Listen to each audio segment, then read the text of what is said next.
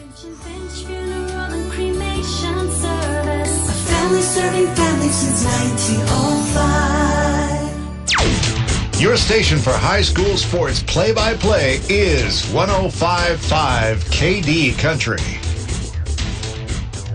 55 years of outstanding high school sports coverage on 105.5 KD Country. It's a real treat and a pleasure to be calling the William Campbell Generals again here. They come into the ball game at 9-2. Dave, let's discuss their win last week against Central Lunenburg.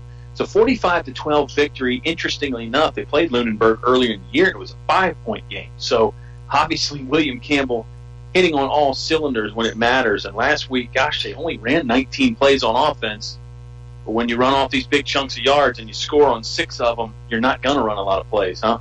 You're right. And I think it's indicative of what Coach Brogdon was saying in the pregame when he was talking about how his team has started to really mesh with what he's been preaching and learning that offense. And he said, yes, we've gotten better. We've gotten better as we win. And I think it's indicative of that, especially getting Lunenburg like that the second time.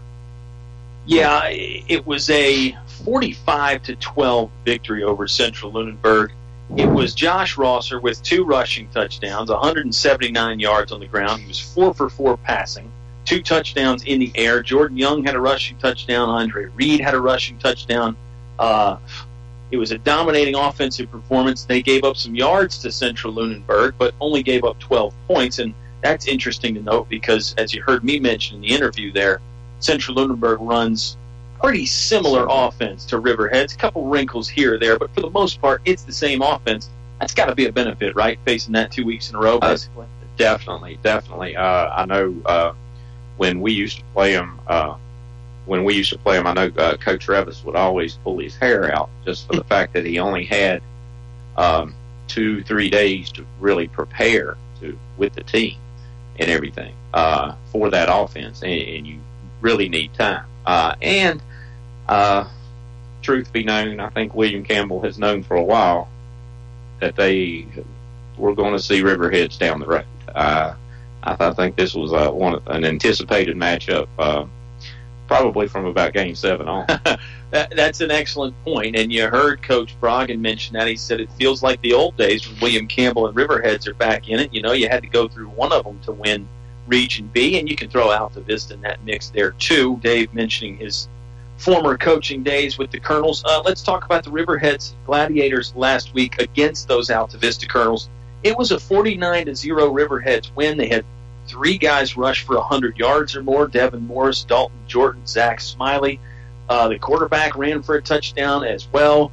And it was a pretty dominating performance for Riverheads. There was a little bit of drama there when they threw an interception in the early part of the second quarter, and the Colonels put together a decent drive, but Riverheads turned Altavista over on downs, and then after that, just midway second quarter on, it was pretty much all Gladiators. I think Coach Casto probably, for the most part, pleased with the way his team played last week, wouldn't you suspect? Oh, yeah, especially early on. In the playoffs, and that being their first game off of the bye. Yeah, both teams had a bye in week 1, actually. Go ahead, I'm sorry. And I think them coming out and playing and getting through unscathed, that's a big thing as a coach, is you want to get through that first round game. If you go back, you and I were talking on the drive up about some of the other teams, and Galax lost. Galax did not have a bye. They were the number 2 seed in their region, and they lost their best running back, Dougie Peoples, with a broken foot in that first round game. So when you play these first round games that sometimes are fairly easy to win, but then you end up with a major injury, it can come back and kick you in the teeth. Sure, yeah, it's an excellent point. I mean, we talk about how the cream rises to the top, and the teams that play the best at the end are going to win and be in the state championship, but excellent point by you. Sometimes it's just a matter of avoiding those injuries. It's luck. A lot of it is luck. You have talent, and you're coached and everything else, but it comes down to having some luck and not having those injuries at key times. Yeah, and certainly in this Region B final, we're in week 3 of the playoffs now in Virginia. Yeah, everybody at this stage is talented, no doubt about it. We will step aside for a moment. It's National Anthem time here at Riverheads High School. We'll come back and we'll tell you a little bit more about the matchup tonight, what to look forward to between the Generals and the Gladiators. It's high school playoff football. Kickoff about 8.5 minutes away. You'll hear it live on 105.5 KD Country. What if a tire stood up and said, hey, why should I have to decide if I want to be a winter tire or a performance tire or a rain tire? Maybe I want to be all of them.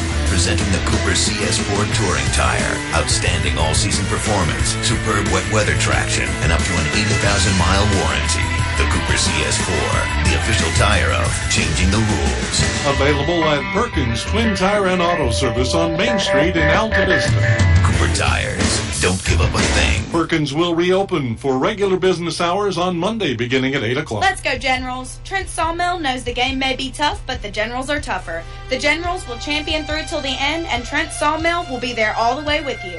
Trent Sawmill, locally owned and operated. Trent Sawmill buys logs, land, and timber. Call us at 434-660-3941. That's 434-660-3941. Trent Sawmill, 82 Oak Street, Brookneal. Saluting the William Campbell Generals on what an accomplishment it is to be in the football playoffs. Trent Sawmill, Brookneal. Trust your trusted advisors, St. John Insurance. You have to protect what you work so hard for, your business and home. St. John Insurance is there for you. It's a comfort to know that you're not alone. Coverage you can count on 24/7. Trust your trusted advisors, St. John Insurance. St. John Insurance, taking a proactive approach in meeting your insurance needs. More live high school sports action on 105.5 KD Country.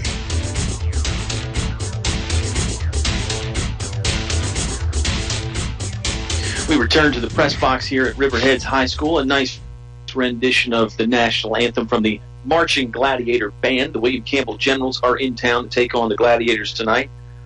Dave, real quick before we get back to this ball game, there's some other big ones in the area tonight. Lord Botetourt at Stanton River. That's a rematch of a very good game earlier in the year. Appomattox has to travel to Glenver. They're on their drive for their third straight state title, are the Raiders. And big one in Lynchburg, Brookville at Heritage. It's only like 5 miles between the two schools there on Timberlake Road. It might be less than 5 miles, but it's the first time they've met in the playoffs, Brookville and Heritage. But they've been different sizes a lot throughout their history. Heritage was typically a little bit bigger than Brookville. Now they've come down in enrollment. I digress just a little bit here, Dave. Let's discuss this ball game again between the William Campbell Generals and the Riverheads Gladiators. We talked about it a bit in the opening. William Campbell, spread offense, move you around, make you run sideline to sideline and tackle. Riverheads is a little bit of the opposite. They pack it in tight. But I got to tell you, one thing Dave Hoehne and I discovered last week watching the Gladiators is they're not slow. They can move around very quickly, too. And I think you are going to be impressed, and I think the William Campbell General fans, maybe impressed isn't the right word, but I think you're going to be surprised with how fast Riverheads is. They get to the football quickly. Oh, I'm sure they definitely get to the football. I don't see a Robert Casto bunch that's not aggressive, and when you're defending state champions, you're doing some things right. And so I'm sure they've got some people that will get to the football defensively. Excellent point there. Riverheads is the defending state champion. They've had 4 in their history. They've won state titles in 2016, last year, of course, 2010, also in 06 and back in 2000. They've had some runner-up finishes lately, too, back in 2015 and 2013. It's a program with a lot of tradition, not very much before 2000, but since 2000, really the premier 1A program in the state when you're talking about the Riverheads Gladiators. And they did match up against William Campbell quite a bit in the 2000s, the first decade of this millennium.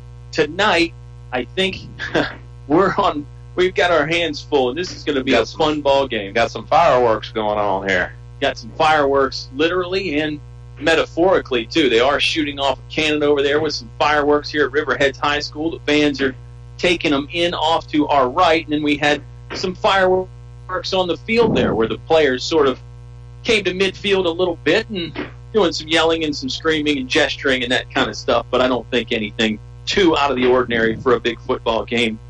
let's flip it back over to the William Campbell defense. Now, they're a hard-tackling bunch, a hard-charging bunch. They have some size. Gosh, the fireworks show is getting bigger and better here. You can probably hear that over the radio. The Generals have some size, Dave. Do they have the size, the discipline, and the hard-nosed ability, you think, to stop this Riverheads offense? That is the million-dollar question, Kyle. That's going to be the million-dollar question. If they can slow up the Riverheads offense, they're going to be hard to beat tonight. And that's going to be the key. Can they get a couple of stops? Well, yeah, great point. I said stop them. You're not going to stop them every time, but you're right. Can they get a few stops when they need them? A couple of stops in the second half, even a turnover would be a turnover in this kind of ball game. Dave, I think is going to be huge. Turnovers are big anyway, but in this game, don't you think turnovers might end up being a deciding factor? Turnovers are huge. Our biggest win over Riverheads in 2009 was a major turnover that led the way. It usually is in these playoff ball games. The captains are at midfield now getting ready for the coin toss. Riverhead's very disciplined. They had the one turnover last week. They threw an interception that Altavista took away. William Campbell, no turnovers for them last week. They only had 5 penalties for 27 yards. It looks like Riverheads will receive to start things here in this Region B final. Still got the scoreboard says we've got about 2 minutes until kickoff, Dave. Let me tell you about the folks making this game possible. Finch & Finch Funeral and Cremation Service, family serving families since 1905 in Altavista and Gladys. Best Bet Motor Sales in Madison Heights, and of course their new location at the corner of Waterlick and Leesville Road. Bet on the best. Trent Sawmill in Brookneal, 434-660-3941, 660-3941, saluting the Generals on their wonderful season. The Drugstore Grill, heartwarming foods from their Fire Pit Wood Grill. Enjoy the game, live entertainment, your favorite beverage, and delicious food. Perkins Twin Tire in Altavista. Main Street, see Grady, Sean, and Paul for expert service at Perkins Twin Tire. St. John Insurance, taking a proactive approach to your insurance needs. And Long Island Motors. Stop in and see the team at Long Island. 434-283-4765, 283-4765. I know our dear friend Oscar Briggs is tuned in down in sunny South Carolina somewhere. A few more shout-outs to come, I think, Dave. You got a big crew. Some of them might be tuned in. And, gosh, I'm excited. Oh, yeah. This is, it's exciting football atmosphere. Oh, great atmosphere here. And it's a great matchup of complete opposites. It sure is. Stands on the Riverhead side are pretty much packed. It's oddly enough not a huge bleacher section here at Riverheads High School, so a lot of the fans have to resort to standing on the hill over here beside the press box and, of course, along the fence line outside the football field. William Campbell's stands are pretty full as well. I'd say about 70% full over there on the visiting side.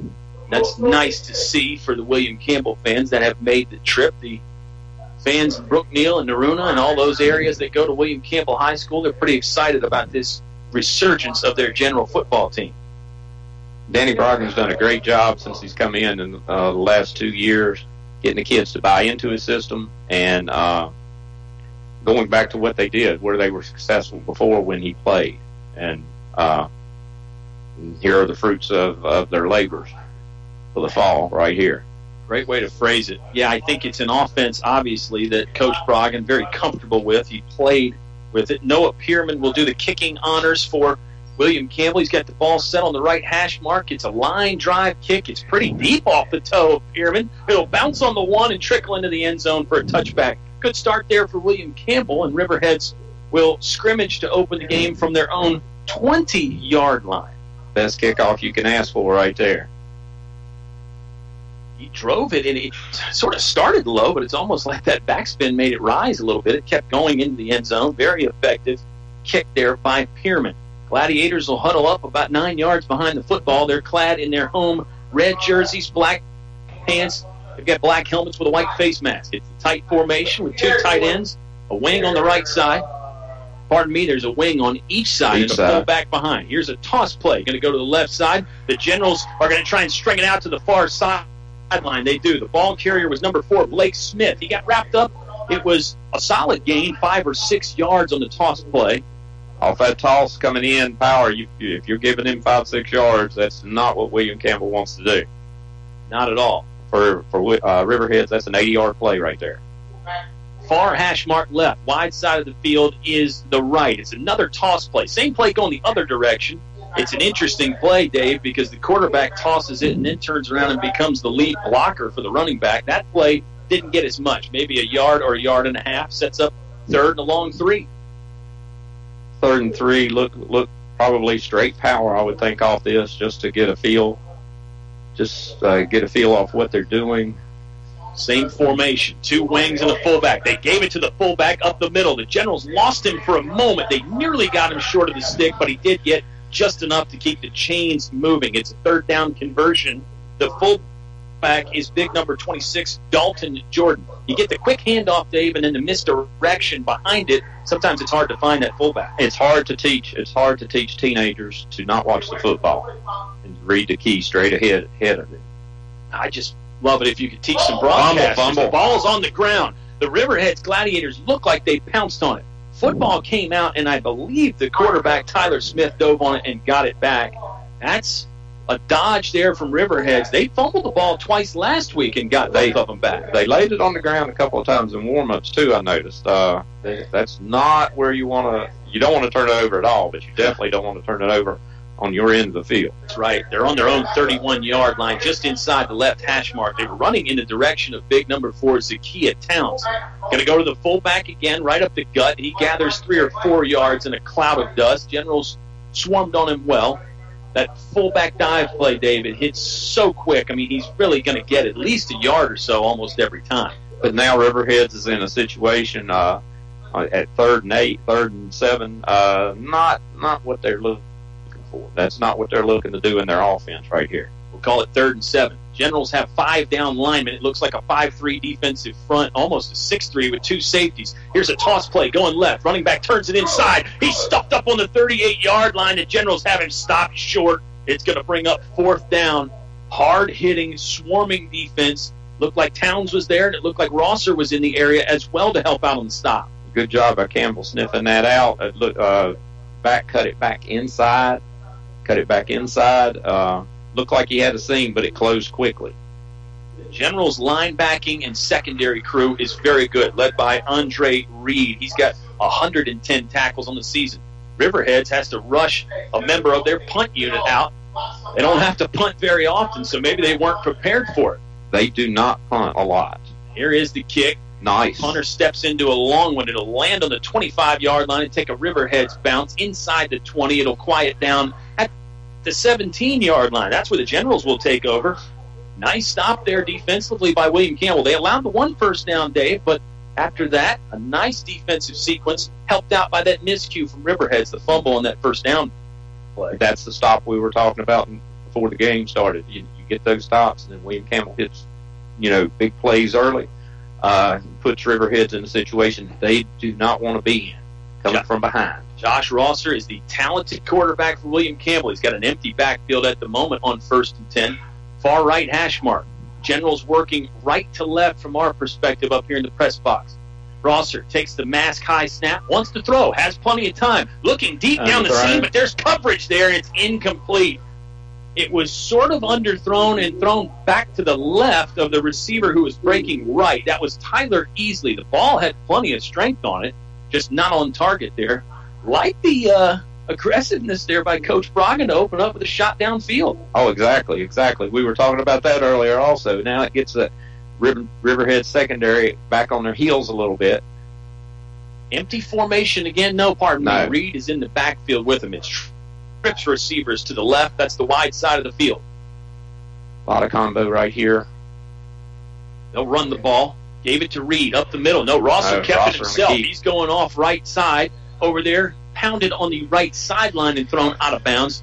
The ball fake was pretty good. It fooled this untrained broadcaster. It sets up 3rd and 5. 8:40 left to play in the opening quarter. Still no score here from Riverheads High School. Good read right there by Rosser. Good read right there. He saw that end step down, and then he pulled it out and just went on to the outside there. more like 3rd and 4. The officials are going to stop play for a moment. I don't think they were quite sure where the stick is supposed to be. Head referee looking over there to the right sideline. That's where the chain gang is, and unless it's something else, I think it's a question about where the ball's spotted. Now they'll get that down marker a little bit closer to where the football is, which is the 24-yard line. Generals need to get to the 28. Somebody from Riverheads jumped offside. Hard count there by Josh Rosser. Changed the snap count. It looks like it's going to get William Campbell 5 free yards and a first down. Rosser did a good job, not just with his hard count, but with his motion step. With his motion step coming down, which brought the Riverheads lineman across the line of scrimmage. Sure, and he's a back just like anybody else. He can be in motion as long as he's not going forward. Well, he could even go forward as long as they don't snap the football, really. He's got Reed to his right and 3 wide receivers to his left. Now they'll flip Reed over to the left side of Rosser. He's a talented running back as well as a linebacker. It's a quarterback keeper. Rosser started off left tackle and then tried to angle back to the middle. Nothing there, and that brings a big roar from the Riverheads crowd. They are into it. They're proud of their defense for shutting down Rosser on first down. Still picked up a yard or so. Yes, looked to me like Riverheads was a little confused getting lined up defensively, especially when William Campbell changed sides with the back. They've lined up in trips every offensive play so far. Yeah, there was the first down play, they went with an empty backfield. For Riverheads, it's generally a 4-3 defensive alignment. It looks like 2 linebackers at the moment. Here comes a play-action pass. Rosser throws. It's high. He missed 2 receivers that were sort of in the area. It went over Pierre West's hands, and then number 13, Traquan Williams, was not the intended target, but he actually had a chance to catch it, couldn't reel it in. He had to throw over top. He was getting not enough heat to sack him, but he had somebody in his face that he had to throw over top of, which threw the timing off on the pass play. 3rd and 9 coming up for the Generals. There's 7:29 left to play in the first quarter. Still no score. It's William Campbell's opening drive. They forced a punt on Riverhead's opening possession. Referee stopped play for a moment. Now he'll let the guys go. William Campbell looking to the far sideline for maybe an audible from their coach, Danny Broggan. 3 receivers to the left. Again, that trips formation Dave talked about. Here's a throw from Rosser. Out-breaking route that sails high into the William Campbell bench. It's incomplete, and it brings up 4th down. Generals probably going to punt here. They're on their own 30-yard line. Obvious punting situation, and both teams appear to have traded punts on their opening possessions. I kind of thought it might be a high-scoring game, but after seeing these opening sequences, Dave, maybe we're in store for a low-scoring affair. I think right now what you're looking at, just like in a heavyweight fight, you've got you got that feeling out round, and I think we just had that. Both teams playing a little bit closer to the vest. Good heat by Riverheads. Not a great punt. It went high off the foot of the punter. That is number 9, Jeremiah Smith. Number 1 for Riverheads almost got it, got blocked, and he got blocked up, which made the punter made the trajectory of the ball go straight up. Yeah, it was really not a great punt. Riverhead's going to start with plus field territory here. They're on the William Campbell 46-yard line. Maybe a sideline warning there from the official. He came out to the middle of the field and made a half-hearted signal. I think that's probably what it was. Here comes the Gladiators. They've got a fullback, tailback. No, they're going to shift the tight end in the wing over. Mr. Mabry and myself actually discussed that. Here's a running play. They gave it to the fullback, and he got dropped in the backfield. You can hear the William Campbell coaches excited. Go ahead, Dave. They came with that inside handoff on the reverse right there, and the William Campbell front just read it perfect. It looked like number 51, Travion Carr, that was in the backfield and shut that play down. It's hard to see it. It's hard to diagnose it, and then sometimes it's even harder to talk about. Fullback and a tailback along with a wingback. Here's a toss play. They'll go to number 2, Devin Morris. He had some room off left tackle, then angled back to the middle. Got hit by big number 75 for William Campbell. That is Noah Long, and also Andre Reed got in on the stop as well. He ran that like a typical Riverheads back. He cut back inside because he followed that lineman. He had that hand right on his back and stayed right with that lineman. Those Gladiator running backs, so patient. They wait for the play to develop, and then when they get past the line of scrimmage, they'll tend to break it out and go full speed. Here comes 3rd and 4 for the Gladiators. Left hash mark on the 40-yard line. They gave it to the fullback. Favored the right side. Got hit hard several times, and driven back and dropped now. The Generals seem to be reading the keys, seem to be staying at home. They know who's got the ball for the most part. Darrell Adams, first man on the stop for William Campbell. He'll go for it here. He'll go for it here. I think you're right. 4th and a long one for Riverheads. Football is in William Campbell territory on the 38-yard line. Riverheads picked up a 4th down last week. They were 1 for 1 on 4th down against Altavista. This is a long one, though, Dave. Under center, tight end and wing to the right. Here's a toss play. They're going to go off right tackle. Running back got tripped up and fell forward. Devin Morris does have enough for the first down. He got it down to the 35-yard line. You could see him trying to keep his feet under him, and he did so long enough, Dave, to fall forward for about 2 yards. What you got to understand about Coach Casto is he does not like to punt like most coaches, except most of the time he doesn't punt. He will go on 4th down many times. 2 wing backs, a fullback, Riverheads under center. They put one of those wings in motion and toss it to him. That's Zach Smiley. He is going nowhere. Thrown in the backfield for a loss of 1. It was Pierre West in on the stop at the point of attack, helped out by Perry Elam and Andre Reed. Actually, on play side, it looked like Riverheads blocked that fairly well, but that was backside tackle came in there and came across, and that's that speed. That's that speed we were talking about of William Campbell. No score here from Riverheads High School. We're midway through the first quarter. 2nd and 10 coming up for the Gladiators. Another toss play. Running back trying to find some room inside, and the Generals defense is in on it. I mean, there's all 11 jerseys within about a 5-yard radius of that football, Dave. That's a hard charging and attacking William Campbell defense. Key that tight end. Sets up 3rd and 7 for William Campbell. Yeah, I mean, is there a danger in having everybody attack the ball so hard? Does that leave you open for that's something Coach Casto will do, is he will send that tight end right down the seam. 3rd and 7. Here comes a passing play. Good play fake. Throwing downfield. The receiver is open, and he dropped it, or did he catch it? He caught it. He held on to it. Man, what a grab there. They hit the tight end, streaking down the right sideline, and it's a first down and more. And the officials missed a motion call on the tackle on the strong side for Riverheads raised up, and they missed it. Looked like there was some movement early. There's that pass play. We just were talking about William Campbell's defense attacking so hard. Riverheads, with a fresh set of downs, they're inside the 15-yard line. This ball gets snapped from the 12, but flags come out, and that'll make Riverheads have to start to play over again. That is a penalty on William Campbell. I believe it was illegal participation. Too many guys on the field. Sets up 1st and 5 now. Football is going to be placed on the 7-yard line. Generals defense with their back to the wall with under 4 minutes to play in the first quarter. Still no score between Riverheads and William Campbell. I had a feeling they were going to go to that pass when they did. I just had a feeling when you mentioned the 11, and then you could see them all popping up. Fullback dive up the gut, doesn't get much. Maybe a yard, not much else. This is where William Campbell's got to bow their neck. And that penalty doesn't make things much easier. That'll set up 2nd and 4 here, just inside right hash mark. Gladiators moving left to right here, back to the parking lot at Riverheads High School. 3:28 left to play in the first quarter. 0-0 our score. Gladiators unhuddled and rush up to the football. There's a wide split between the center and the left guard. Quarterback digs in, toss play, going left. Running back has a beeline to the end zone. He's in. Touchdown for number 8, Zach Smiley. Good blocking up front by the Gladiators. Smiley gets on the scoreboard first. Riverheads leads 6-0. Extra point coming up.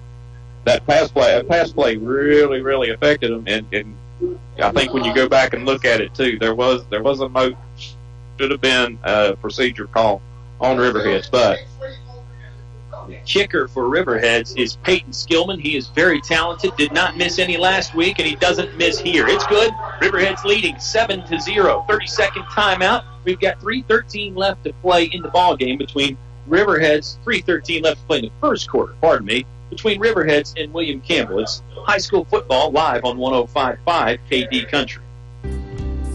Long Island Motor Sales, a great selection of used cars and service. The team at Long Island Motor Sales salutes the William Campbell Generals for playing strong and making it through to the football playoffs. The team of Long Island Motor Sales, Long Island, proud to serve the community with a great selection of used cars. Long Island Motor Sales, Long Island, whether you're looking for a new ride or great service, give them a call, 434-283-4765. Back to the press box for high school sports on 105.5 KD Country. Riverhead set to kick off after the 7-yard scoring touchdown from Zach Smiley. Dave Smiley, just a freshman, talented guy, scored last week one time, gets in the end zone here. You mentioned it, that pass play that set it up on third down. Riverheads, they don't throw much, but as you pointed out in the pregame, when they do, it generally hits you for big yardage because you're not expecting it. You're so pulled in trying to stop the run. Well, what made me think about it was exactly what you had said. And I looked, when 11 people are up on the line of scrimmage, and that's what Casto's looking for. Sure.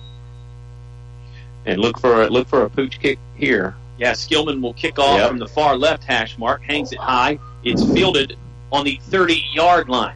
Reed has some room to run. He's got a wall. Angle across the field. He's down the far sideline, past the 50, the 40, stepped out of bounds around the 40-yard line. Andre Reed, a talented running back. That's the thing about the pooch kick, Dave. Generally, you're doing that to keep it out of the speedster's hands, but Reed is the go-to running back. He ended up, William Campbell got what they wanted on the play. It looks exactly like they've also worked on it. Sure. And, they had it set up to that side, and you want somebody that can catch it, number one. But if you can turn it into a score or a big return like they just did, it's great because now they're operating from great field position. Teams traded punts on their opening possession if you joined us late, but now it's a 7-0 Riverheads lead. They scored on a 46-yard scoring drive last time. Different formation here for the Generals. They put two backs in the backfield. Andre Reed is corralled in the backfield, but able to force his way ahead for a yard or maybe two. They'll set up 2nd and 8, 2:51 left to play in the first quarter. 7-0 Riverheads the lead. Good setup play with that. They set up their swing to the outside. Off of that, clearly something scripted here by Coach Broggen, because in that first series went mainly with trips receivers. Here, going with two running backs in the backfield beside Rosser. Rosser wants to pass on second down. Out route is complete at the 34-yard line. Ball was on target and caught well. I believe that's, who was the receiver there on that play, Dave? That was the tight end, number 86. I believe, yes. May have been 88 then, Keyshawn Knight. Okay, all I know is Broggen threw a rope. He did. Rosser. Rosser, yeah. I'm sorry. I'm still having nightmares for Broggen. It's easy to make a mistake. He was a great quarterback himself. Running back goes in motion. Rosser wants to throw. Climbs up in the pocket as it collapses. He's across the line of scrimmage, now swarmed on by 5 red jerseys and hit pretty hard. It's a short game.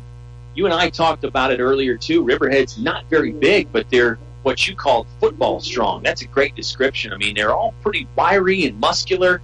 Weight room kids, all of them weight room kids. And you can tell, one of the things we look at is how do they fill their britches? And that's basically the saying there, that they hit those squat racks. Exactly right. Jordan Young is in the backfield with the quarterback Josh Rosser and the other running back Andre Reed. 2nd and 9 here for the Generals. They're in Riverhead's territory on the 27-yard line. Swing they've been flip setting it to up. Jordan Young. He works around a block there, tangled up by his ankles at the 24-yard line, but it's a nice gain of 7 yards. It'll set up 3rd and short. You mentioned that swing play. It looked to be open. They dump it out to the running back Young in the flat. They set that up off the first play on this possession. Same formation, 2 receivers to the right. That's the wide side of the field. Generals need about 1.5 yards. 60 seconds left to play in the first quarter. William Campbell trailing 7-0. Shotgun formation here. Rosser ready for the snap. Looked like they might have tried the hard count. Now they may change the play. 5 seconds showing on the play clock here at Riverheads. Coach Danny Broggen's going to take a timeout. We'll take the timeout with them. Got a 3rd and short coming up for William Campbell's offense. It's Riverhead 7, William Campbell 0. 44 seconds left to play in the first quarter on 105.5 KD Country. Enjoy the Drugstore Grill, a sports bar and neighborhood gathering place known for our signature smoked ribeyes cooked on the wood-fired grill, beef brisket, pulled pork cooked on the smoker, live entertainment with your favorite beverage and craft beer, lunch, dinner, and a special Sunday brunch menu. The Drugstore Grill, one of the most unique dining destinations, serving classic American comfort foods that are both creative and timeless. Visit the Drugstore Grill on Facebook or online, thedrugstoregrill.com. Make your next gathering unforgettable. Main Street, Brookneal. Your high school sports station with award-winning coverage on 105.5 KD Country. Kyle Hoehne and Dave Mabry, the selfie champion, up here broadcasting live from Riverheads High School. I took the title from Dennis Jarvis. Yes, our old colleague Dennis Jarvis was a fan of the selfie, and so is our sound engineer Eleanor Hoehne back at home base doing a wonderful job. Appreciate you tuning in here on this chilly Friday night. Hope you had a good Thanksgiving. Dave will discuss your menu options from yesterday. We'll wait till halftime for that, though. Here come the Generals. 3rd and a long one. Shotgun snap. Rosser swings it out. It's completed 21-yard line. Receiver spin move across the 17. Hit hard around the 15. That's a first down pickup for William Campbell. They'll keep the chains moving. Great play call right there. Got your first. Had a hat on a hat. And got the yardage you needed for the first. Excellent zip on that football out there to Traquan Williams, who caught that and picked up the first down.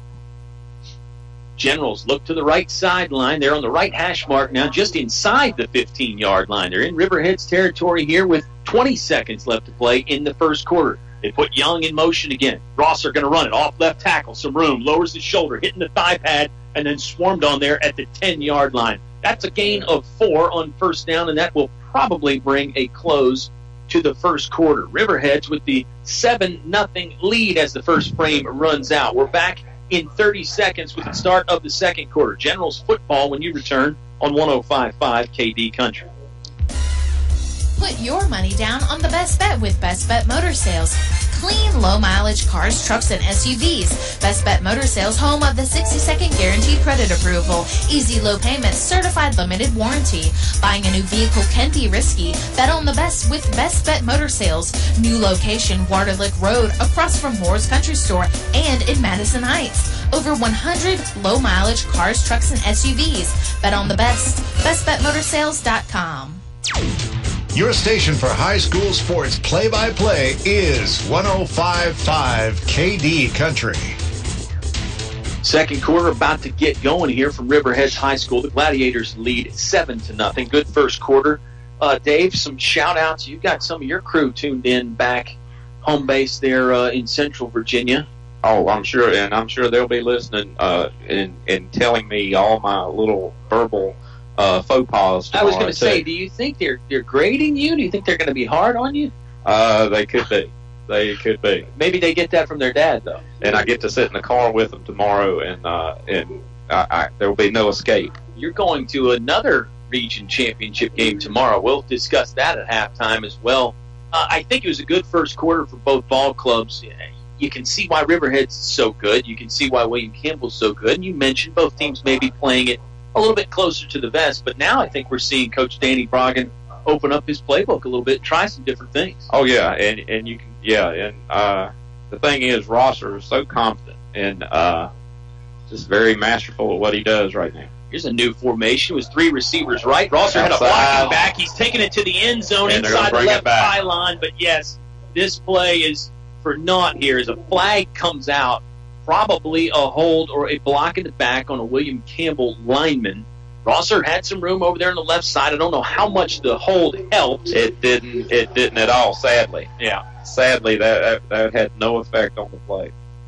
So it'll back William Campbell up. There's just 7 seconds have gone by in this second quarter. It's a 7-0 Riverheads lead. Let's see where they spot the football. Hurts pretty bad because the penalty must have come almost in the backfield. I mean, we talked about turnovers too earlier, Kyle. That penalty right there could be as bad as a turnover. Yeah, it wipes off a touchdown for one, and it ends up being about a 15-yard penalty. It's second and board says 16. Looks more like second and 20 to me. We'll call it second and 19. The first down marker's on about the 5-yard line. The football's on the 24. Running play, Rosser going to take it out wide to the left. He's got pursuit coming hard, steps around one man, got hit up high, kept going across the 20-yard line around the 15 where he's thrown out of bounds. Clock will stop with 11:45 left to play in the second quarter. Riverhead's got to do a little bit better job of containing that. Brogdon got outside way too easy right there. I think that could be an area possibly that Coach Danny Brogdon thinks maybe he can exploit. The football is near the original line of scrimmage. 3rd and 11 here for William Campbell. They'll go 3 wide receivers to the right. That's the wide side of the field. They'll snap this football from left hash mark 15-yard line. Clock is stopped for the moment. 11:45 left to play in the second quarter. 7-0 Riverheads lead. Rosser wants to throw, heaving out to the right. It's completed to 15. Receiver with a nice move to cut back inside, but then he started giving up ground and was swamped and fenced in by the Riverheads defense. It was Tyler Easley. The initial juke move was good, but he started going in reverse, and that gave Riverheads more time to close. That gave that corner, the backer over pursued. And had he kept going inside that backer, he would have had a fairly substantial gain. But then the corner on the outside came and made the play as he cut back into him. Generals are going for it on 4th down. They've got 3 wide receivers to the left. That's the wide side of the field this time. William Campbell clad in the road white jerseys, dark blue pants to go along with the dark blue helmet. Looks like they're set, ready to go here. 8 seconds left on the play clock. Rosser barks out the snap count, catches a shotgun, throwing in the end zone. He's got a man open, and it's complete. It's a touchdown. Touchdown, Generals. They score with 10:50 left on the clock. The touchdown hauled in by number 15 is not listed. He has made a jersey change. We'll find out in just a moment. It's a scoring touchdown of 15 yards from Rosser to the mystery man, and we'll find out who it was in just a moment. Extra point on the way coming up for the Generals. Number 11, Noah Pearman, will kick. Rosser's set to hold. Snap was off to the right a bit. Rosser grabbed it, got it to the block, and the kick is good. We're tied 7-7. Timeout here between Riverheads and William Campbell. Score knotted at 7. 10:50 left to play in the second quarter on 105.5 KD Country. The memory of the loss of a loved one can be difficult to cope with during the holiday season. Join Finch & Finch Funeral and Cremation Service for their holiday service of remembrance. Sunday, December 10th, 3 p.m. at the Finch & Finch Chapel on Main Street in Altavista. The holiday service of remembrance, Sunday, December 10th. Finch & Finch Funeral and Cremation Service. A family serving families since 1905. More live high school sports action on 105.5 KD Country. Well, the man of the hour scoring the touchdown for the William Campbell Generals was Nakia Pearman. Had to make a jersey change, and what a great route. He ended up being wide open in the end zone, and Mr. Mabry, you pointed out, it was a great pump fake from Rosser to get the safety away, and I mean, it was an easy throw after that, wasn't it? Off that pump fake, the corner just froze right at the front of the end zone and gave Pearman the whole back of the end zone for that. It was a great throw by Brogdon and a good catch and a great play call. And again, I called it Brogdon. It's Rosser. Yeah. Well, hey, they play very similar. That was a 4th down conversion too, by the way, folks. No time like the present to come up with a big play like that. Line drive kick, fielder on the 2-yard line. Running back with some room here on the near sideline. Streaking, got hit and spun around several times and then dropped around the 48-yard line. Flag comes out late in the midst of some extracurricular stuff. That was Jackson Shover on the return. It was number 20, Rashawn Stevens, on the tackle for William Campbell. A couple guys had him in their sights but couldn't drop him. Let's see what the flag is. It was a little bit of chattering back and forth both ways there as Shover was getting off the ground after being tackled. It's 10:40 left to play in the first half. 7-7 is the score here between William Campbell and Riverheads. Personal foul goes against William Campbell, and then another one against Riverheads. Yep, it's offsetting penalties. Football will get marked on the 49-yard line. Go ahead. That return was definitely a set up return. That back got it on the other side of the field and went straight across, and that wall was set up. That was definitely set up and designed. By the time the Generals got there, they had a hard time bringing the running back down. near left hash mark. Riverheads working right to left on offense this quarter. 10:40 left to play in the second quarter.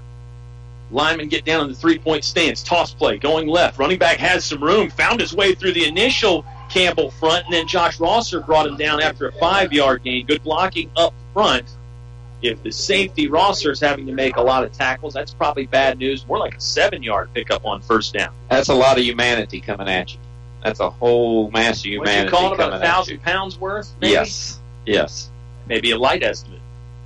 They send so many guys to the point of attack. Fullback, couple linemen. They had motion again. There was. The lineman. They missed it twice. The running back on that time, pardon me, folks, was number 26, Dalton Jordan. Riverhead's linemen do that interesting thing, Dave, where they slam the hand down to get in the three-point stance, and then they snap the ball very quickly after that. And I think the argument is, are they in motion when they're doing that? And it's certainly a valid argument. And if you notice, too, look how far back they are off the center. Yeah. They're off on that center's back heels. 40-yard line, Riverheads, fresh set of downs. The football is on the ground. Now it's getting batted around like a pinball, and the Riverheads. Campbell ball, I believe. It is. It's Campbell football. The official came in and made the signal. Yes. It was a toss play going to Devin Morris, and he never found the handle. As he was trying to get it back, he knocked it forward into the teeth of the William Campbell defense. Wow. Big swing of events there. William Campbell is forced to fumble. They've got the football back on their own 42-yard line, clearly with some momentum here, Mr. Mabry. Yes, sir. We'll see how they attack this. Wouldn't be shocked to see something deep right here. It was a 75-yard scoring drive last time for the Generals, capped off by a Josh Ross touchdown to Nakia Bierman. Yeah, the traditional thinking is after the sudden change, the turnover, you hit the defense deep, maybe try and catch them off guard. We'll see if Campbell wants to do it here. It is a passing play. Good pocket for Rosser. He'll throw short, complete on the far sideline around the 48-yard line. Receiver rushes ahead for a few extra yards. Called a 12-down pass and catch. That'll move the chains with 9:38 left to play in the half. We're tied 7-7. He throws that short ball so well. It's on a rope. Yeah. And it gets there quickly. It's a tight spiral that Rosser throws. His throwing motion is a little awkward or unorthodox, but, man, the results, when the ball's in the air, it looks really good. Rosser's got the offense set, ready to go. Far left hash mark, 45-yard line. They're in Riverhead's territory after a quick first down pickup on this third possession of the ball game for William Campbell. Running play, Rosser, design keeper, off left tackle, shimmies his way across the 40-yard line, slugged down around the 39 or perhaps the 38-yard line. May have gone out of bounds, too, before he got hit. Clock moving, though, so he must have stayed in. 9 minutes left to play in the half. 7-7 our score. Sets up 2nd and 3 for the William Campbell offense. This is big. This is big for the Riverheads defense right here. They're not a good team playing from behind. And this is huge for them. I would agree with you. When you have that running offense, last thing you want to do is have to play from behind and have to hurry up and maybe take the skies some when you don't want to. William Campbell clearly with the momentum right now after a touchdown and then a fumble recovery. Rosser running play again. Dodged one man in the backfield. Now he's stood up, hammered, thrown backwards at the 36-yard line. Didn't quite get to the first down marker. It's going to set up 3rd and short for the Generals. They're 2 for 4 so far tonight on 3rd down, Dave. You're in, I think you're in 2-down territory right here. Might be a good time to take a little risk down the field. That would be an interesting thing to do here on 3rd and what looks like inches. Maybe take a shot downfield, knowing that, hey, we can get it on 4th and inches if we need to. Of course, you don't want to take a sack in that situation either. Clock moving, 7:50 left to play in the half. Rosser's going to keep it. He's got the first down. Sidesteps a man, then jukes out of another guy's way. Hit around the 31-yard line. That's a 4-yard pickup on 3rd down for Josh Rosser and the William Campbell Generals. Chains move. Rosser comes into the game, Dave, averaging 10.8 yards per carry. Didn't get nearly that much there, but you can see why. Oh, definitely. He, 4,000 yards, almost 4,000 yards of total offense. Yeah. With his arm and his feet. That's impressive. That's a gaudy number. And then watch him on the defensive end. Yeah. Football on the ground. Rosser will pick it up calmly. Now he's got room to throw. He's going to heave it into the end zone. He's got a man wide open again, and it's a touchdown for the Generals. How about Josh Rosser keeping the composure, picking up the fumble calmly, rolled out of the pocket from left to right, and then threw a really what turned out to be an easy pass and hit Tyler Easley in the end zone. 31-yard passing touchdown. He was cool as a cucumber. He never panicked at all, like you said before. And once he picked the ball up, he went straight to the outside and had the vision looking down the field. Easley is his favorite target yardage-wise, and the Riverheads defense broke down, let Easley get free there in the end zone. You get a Riverheads player that comes across the line of scrimmage on the extra point. This could put some thought in your head. I was going to say, it might make you consider going for two. You get half the distance to the goal. This ball's now on about the yard and a half line. Looks like they're thinking about it. Yeah, they're looking at the sideline. They're looking at the sideline. You're right, but Rosser will move up about a yard. It looks like they're still going to kick. Of course, they're in a kicking formation. No rule says they can't fake it. Here's the snap. Gets to the block. Kick is up, angled to the left a bit, but he stuck it inside the left upright. It's a 14-7 William Campbell general lead. Josh Rosser has thrown 2 TD passes. Riverheads football with 7:17 left to play in the half on 105.5 KD Country. What if a tire stood up and said, hey, why should I have to decide if I want to be a winter tire or a performance tire or a rain tire? Maybe I want to be all of them. Presenting the Cooper CS4 Touring Tire. Outstanding all-season performance, superb wet weather traction, and up to an 80,000-mile warranty. The Cooper CS4, the official tire of changing the rules. Available at Perkins Twin Tire and Auto Service on Main Street in Altavista. Cooper Tires. Don't give up a thing. Perkins will reopen for regular business hours on Monday beginning at 8 o'clock. Back to the press box for high school sports on 105.5 KD Country. Josh Rosser has hooked up with Tyler Easley. It's Rosser's second passing touchdown of the night. The Generals lead 14-7. It comes off the fumble from Riverheads, Mr. Mabry. William Campbell taking advantage. We thought the Generals had some momentum. They've really got the momentum now. Yes, and just from what I've seen so far, you definitely do not want to keep giving the ball to Rosser. He is making plays with his feet and his arm. As of now, with 7:17 in the second quarter, he's the best player on the field at this moment. No doubt about that right now. How about the composed demeanor to calmly pick up the fumble and then scramble out of the backfield there and heave one into the end zone for Easley. Football fell off the kicking block, so William Campbell will reset it. That's Noah Pearman. Several Pearmans on the football team. Several Pearmans on the football team at William Campbell. And, of course, that's a pretty famous name at William Campbell, too. This kick will get fielded running backwards at the 25-yard line. Return man has some room. Riverhead setting up the return to the left here again. William Campbell will finally drag him down around the 37-yard line. Return man that time was number 24, Jaden Phillips. And 7:09 left to play in the half, Dave. It's a 14-7 William Campbell lead. We're trying to figure out what's happening in the press box here, but I'm having fun. I don't know about you. I think you are. It's a blast. You've got a big smile on your face. Generals get their defense set. It was 6 down linemen. Here comes the double handoff play. Reverse going back from right to left. And the Generals were okay. They stayed at home and hit the running back, Zach Smiley, after he picked up about 4 or 5 yards. Thing with Riverhead, you're down the touchdown. What would be typical Riverhead's fashion is to run out the rest of this quarter, take a drive down, and score. Sure. They do that, then they start the second half down 0-0. But they've got to get that momentum back. Split backs in the backfield. Here's a running play. This is number 20, Jackson Shover with some speed off right tackle. That's a first down for the Gladiators. They haven't had one of those in a little while. We've got 6:36 left to play in the half. 14-7, William Campbell leading, but a fresh set of downs for Riverheads, and they're on the move into general territory. They're coming out of their huddle a little bit quicker. And the ball hit the ground again. The ball is on the ground again. Both teams diving after it, and the Generals have it. The Generals have it. It was number 11, Noah Pearman, that just walked out of the pile with it and handed it to the official. How about the Generals' defense? Back-to-back fumbles. Noah Pearman scooping this one up. Again, it was bad ball handling in the backfield, Mr. Mabry. I mean, you got to give credit to William Campbell, but these fumbles are pretty much unforced errors for Riverheads. Yes, and that's their third fumble. The second one they've lost. Good point.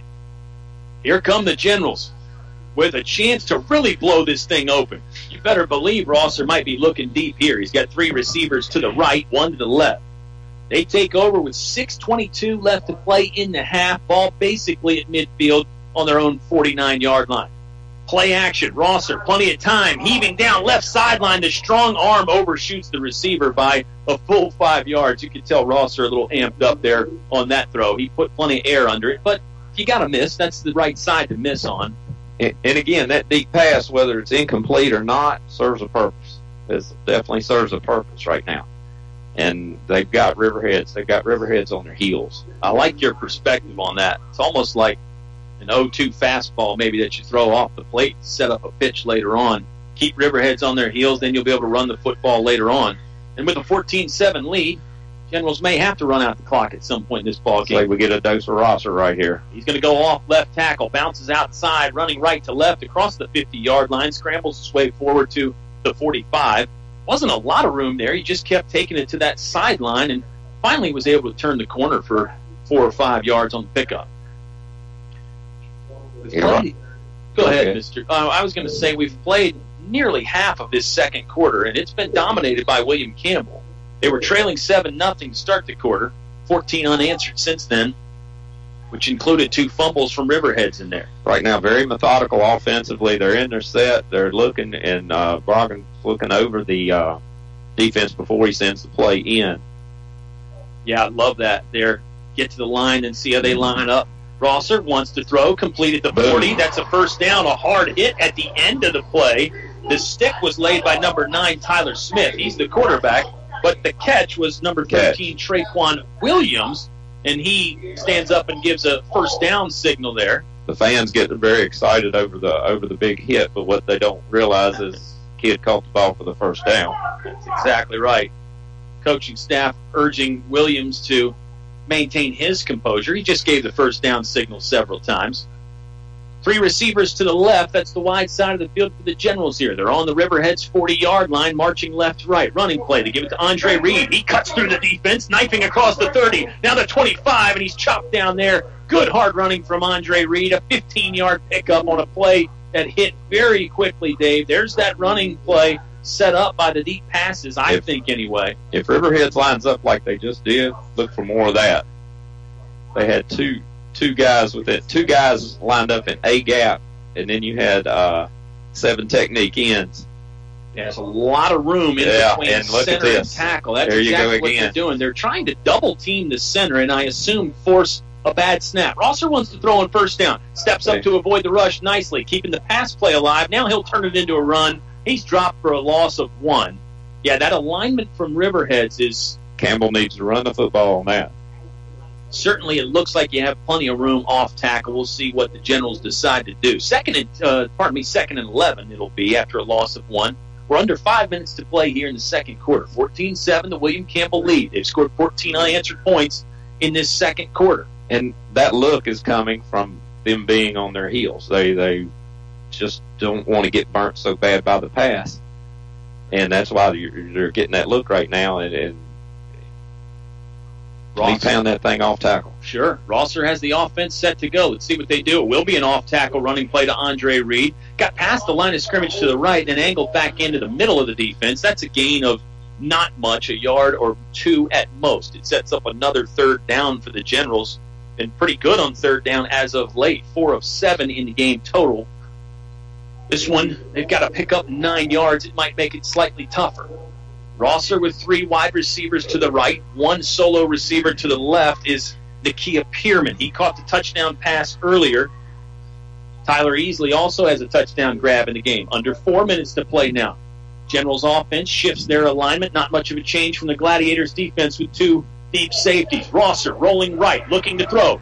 Kept it in play and then heaved it down the near sideline, out of bounds.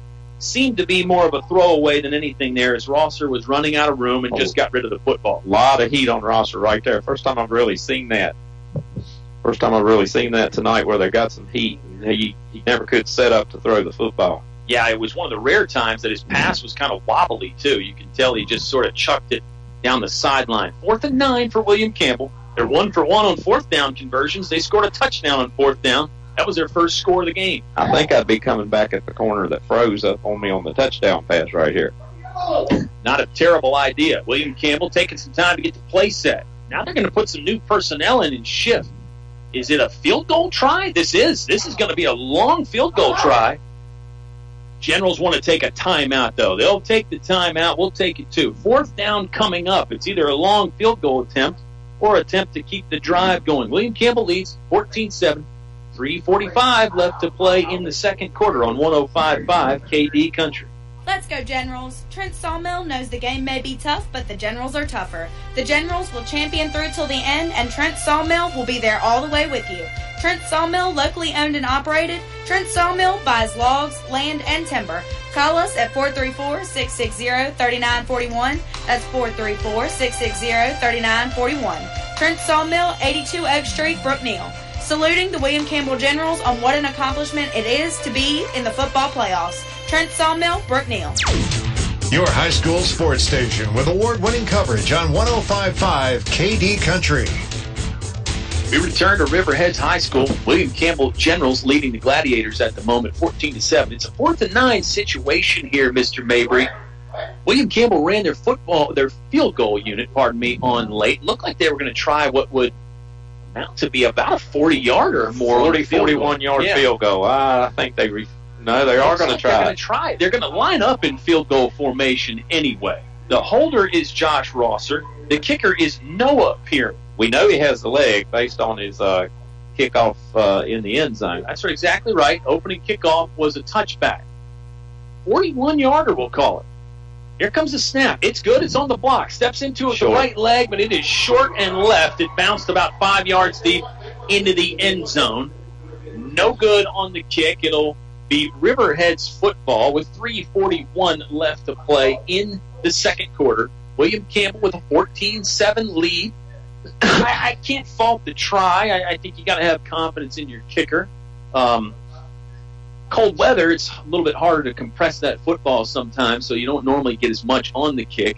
It'll be Riverhead's ball on the 20-yard line because the ball broke the plane of the goal line, so it's essentially the same thing as a touchback on the kickoff. Thinking is if you can go up 2 scores. Sure.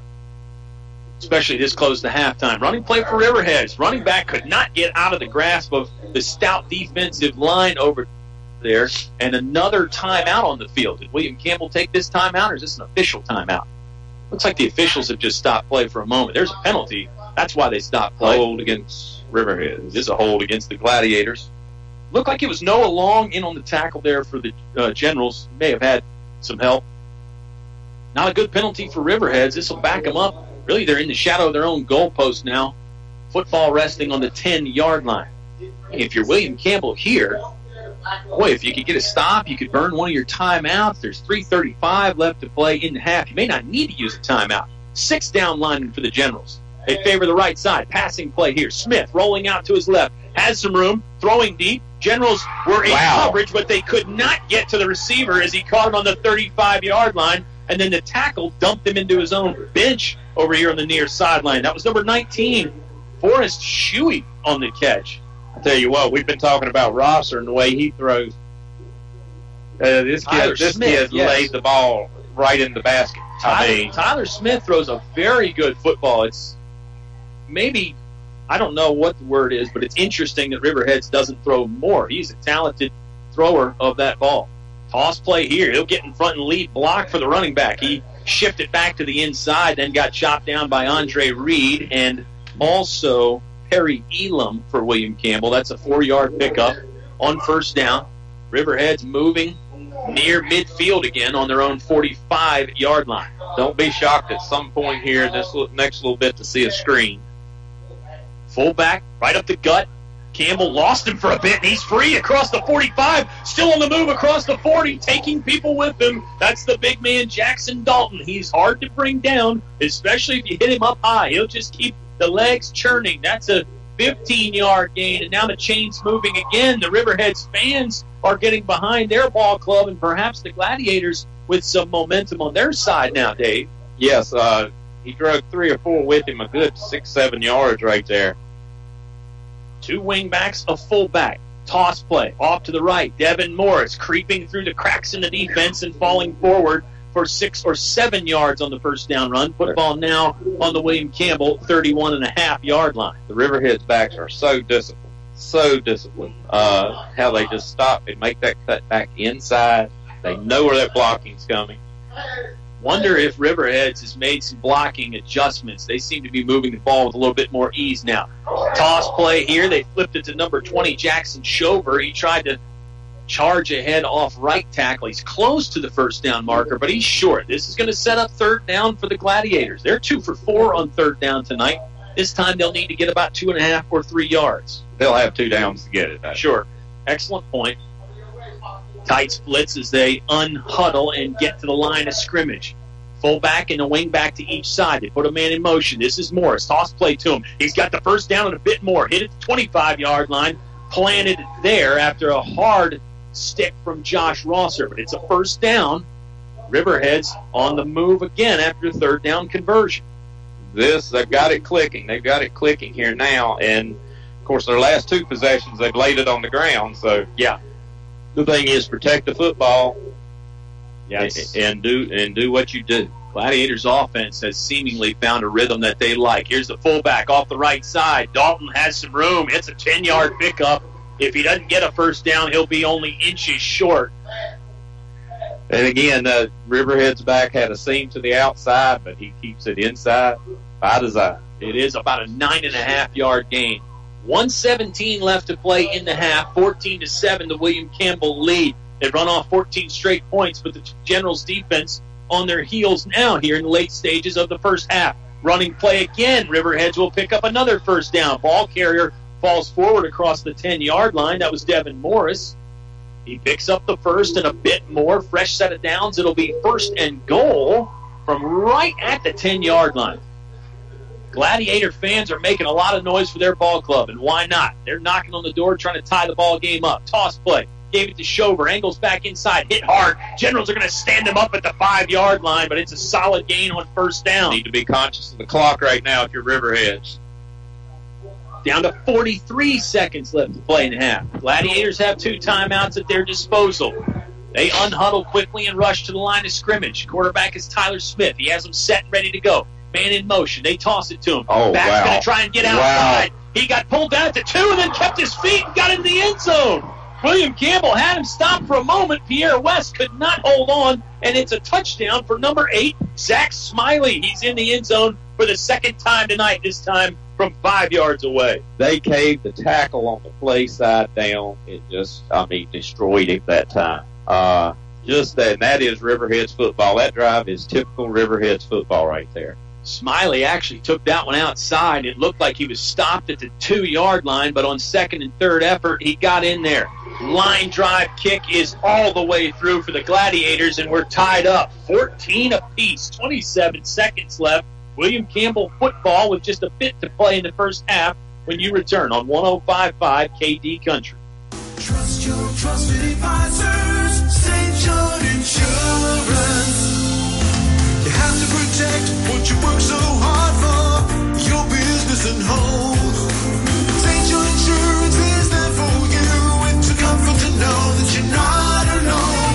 Coverage you can count on 24/7. Trust your trusted advisors, St. John Insurance. St. John Insurance, taking a proactive approach in meeting your insurance needs. Your station for high school sports play-by-play is 105.5 KD Country.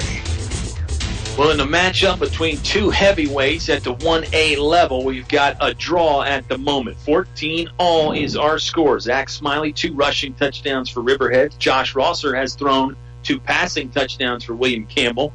We've played nearly 2 full quarters. 27 seconds left to play in the half. If William Campbell could steal something here, Dave, that would be quite the turn of events.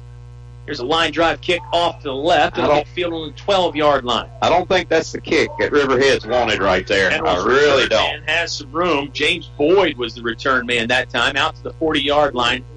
Normally, they had the ball on the left hash mark. Normally they kick it back to the right, the wide side of the field. This time they angled it to the left, the short side. 20 seconds left to go in the half. You don't want to kick that ball in the air at all. You want that ball to roll around. You do not want return men to get it. I agree with you. There's a penalty on William Campbell. This will help Riverheads out a bit. See how much it backs up the Generals. Like a hold on the return there for William Campbell. Play took 7 seconds officially. We've got 20 seconds on the scoreboard. 14-14 is the score from Riverheads High School. I'm Kyle. He's Dave. Eleanor, our sound engineer. Appreciate you tuning in on a post-Turkey Day edition of high school football. Of course, Virginia Tech and UVA set to renew their rivalry. That game about to kick off. William Campbell's going to get under center. Wonder if Rosser's going to take a knee. It's just an I formation. Now it's a toss play going to the left. They're going nowhere, and the football might have popped out at the end of the play. No signal from the officials. I think William Campbell held on to it, but that was dicey there for a moment. I think that's going to make William Campbell just waltz off into the locker room and let this last 5 seconds run out. Looks like that's what they're going to do. Number 26 for Riverheads made the play. Right there, Dalton Jordan. Yeah, Dalton Jordan is a talented fullback, too. All right, both teams are headed to the locker room. It's halftime. 14-14 is our score from Riverheads High School. Halftime show on the way. When you return, playoff football on 105.5 KD Country. Long Island Motor Sales, a great selection of used cars and service. The team at Long Island Motor Sales salutes the William Campbell Generals for playing strong and making it through to the football playoffs. The team of Long Island Motor Sales, Long Island, proud to serve the community with a great selection of used cars. Long Island Motor Sales, Long Island, whether you're looking for a new ride or great service, give them a call, 434-283-4765. Enjoy the Drugstore Grill, a sports bar and neighborhood gathering place known for our signature smoked ribeyes cooked on the wood fire grill, beef brisket and pulled pork cooked on the smoker, live entertainment with your favorite beverage and craft beer, lunch, dinner, and a special Sunday brunch menu. The Drugstore Grill, one of the most unique dining destinations, serving classic American comfort foods that are both creative and timeless. Visit the Drugstore Grill on Facebook or online, thedrugstoregrill.com. Make your next gathering unforgettable. Main Street, Brookneal. More live high school sports action on 105.5 KD Country. Well, we return to Riverheads High School, the site of a very good battle at the moment between William Campbell and Riverheads. We're tied 14-14. 7-0 Gladiators after quarter one.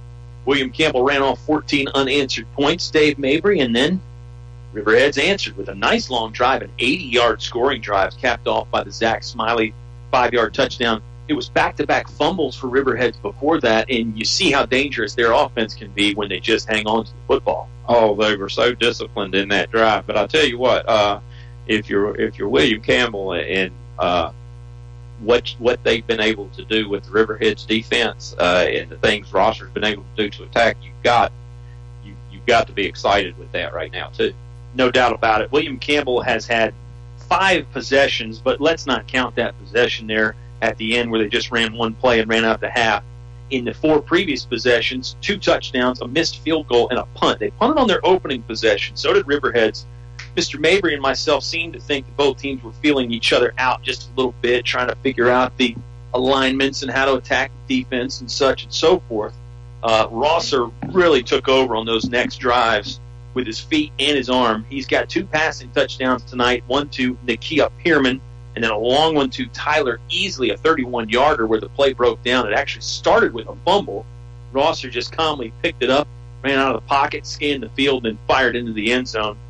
And on the other side, Riverheads, well, they attack you with a whole cast of characters, the fullback, the multiple wing backs, and the quarterback, Tyler Smith, threw a laser on that pass play that they completed. It's a fun game to watch, and I mean, it's a lot of fun. Oh, I've used the term a couple of times already. It's a heavyweight fight. It's a heavyweight fight, and it's about what we thought. And the thing is, a clash of wheels, 2 opposites pounding each other, and right now neither's giving in. It's a great matchup. Yeah, I'm interested to see what adjustments both ball clubs make. Dave and I will talk about that a little bit more as the halftime show continues.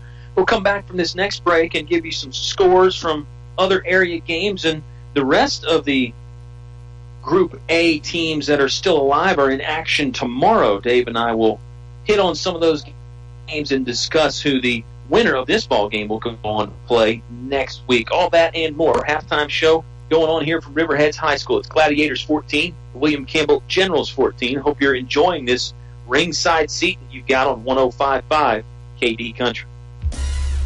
Put your money down on the best bet with Best Bet Motor Sales. Clean, low-mileage cars, trucks, and SUVs. Best Bet Motor Sales, home of the 60-second guaranteed credit approval. Easy low payments, certified limited warranty. Buying a new vehicle can be risky. Bet on the best with Best Bet Motor Sales. New location, Waterlick Road, across from Moore's Country Store, and in Madison Heights. Over 100 low-mileage cars, trucks, and SUVs. Bet on the best. BestBetMotorsales.com. The memory of the loss of a loved one can be difficult to cope with during the holiday season. Join Finch & Finch Funeral and Cremation Service for their holiday service of remembrance. Sunday, December 10th, 3 p.m. at the Finch & Finch Chapel on Main Street in Altavista. The holiday service of remembrance, Sunday, December 10th. Finch & Finch Funeral and Cremation Service. A family serving families since 1905. Back to the press box for high school sports on 105.5 KD Country. 55 years of outstanding sports coverage on 105.5 KD Country. I mentioned early in the broadcast, it's nice to be able to have the William Campbell Generals on the radio again. Of course, their state championships that they had in 02 and 05, we were there, and it's always fun to get out and see the Generals play. Right now, it's a tie ball game between them and Riverheads, 14-14. Mr. Mabry, the other games in the area going on tonight. Stanton River leading Lord Botetourt 28-10. Glenver is trailing the Appomattox Raiders. It's a 10-0 Raider lead. And Heritage at the moment all over Brookville at City Stadium, 27-0. Man, football in Central Virginia strong as ever. And I think what's going to be interesting is if Stanton River and Heritage end up matching up. That'll be a very exciting game. But let's talk about these other 1A games. The winner of this ball game will take on the winner of Essex and Sussex Central. We've talked about Riverheads, Campbell, Altavista, how they're kind of the names to know in Region B, it seems like every year.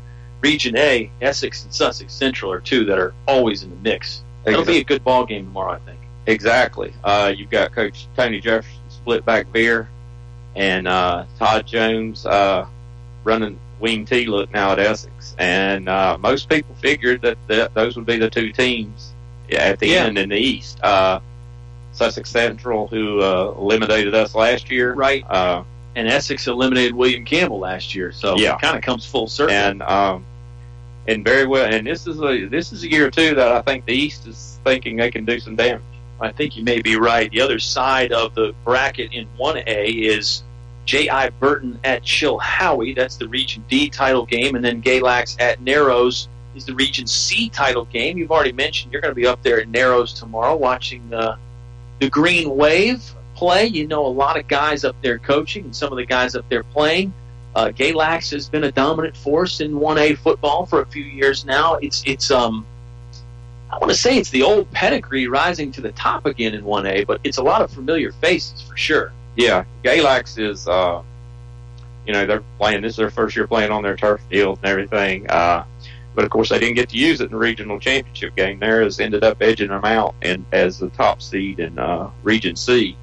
That matchup intrigues me a little bit, especially since Galax lost Dougie Peoples in their first round game. Yeah, their talented running back, Mr. Peoples. Of course, his brother is probably got pads on right now, getting ready to play for Virginia Tech, Mr. Stephen Peoples. I mentioned the old pedigree was rising to the top here in 1A. Narrows is the exception to that. They haven't had a lot of success, at least in recent years, in their football program. But you mentioned a guy you used to coach has really got things going in the right direction, and Narrows has a chance to make some noise this year. They've got some size up front.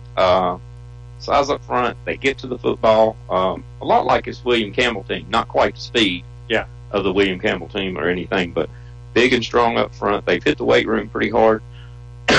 Excuse me. And they've got a community that will, they're going to be around.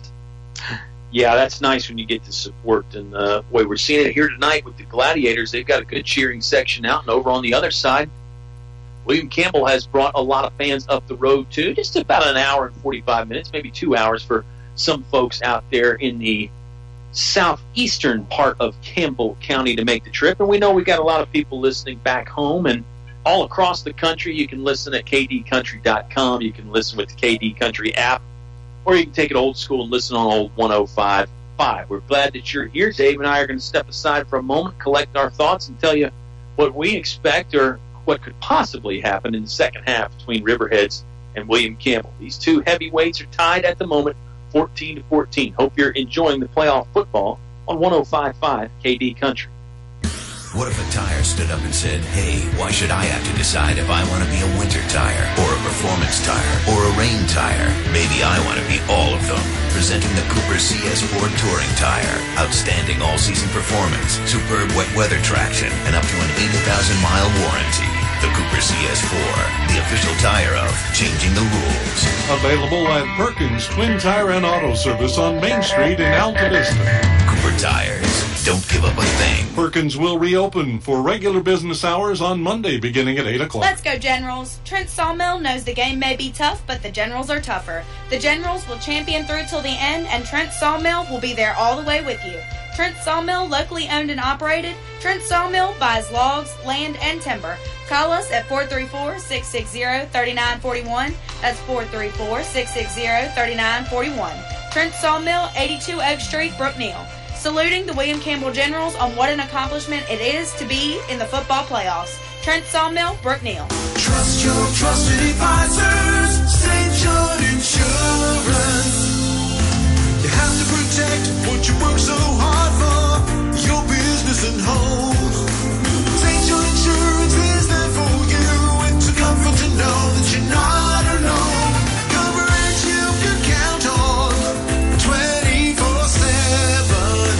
Trust your trusted advisors, St. John Insurance. St. John Insurance, taking a proactive approach in meeting your insurance needs. Your high school sports station with award-winning coverage on 105.5 KD Country. We're back here at Riverheads High School on a chilly November evening, watching William Campbell and Riverheads battle to a 14-14 tie after one half. Dave and I were discussing some college football there in the timeout. It's a wonderful time of the year, Mr. Mabry, here from Thanksgiving to Christmas. You get so much football. The high school guys are into their playoff runs.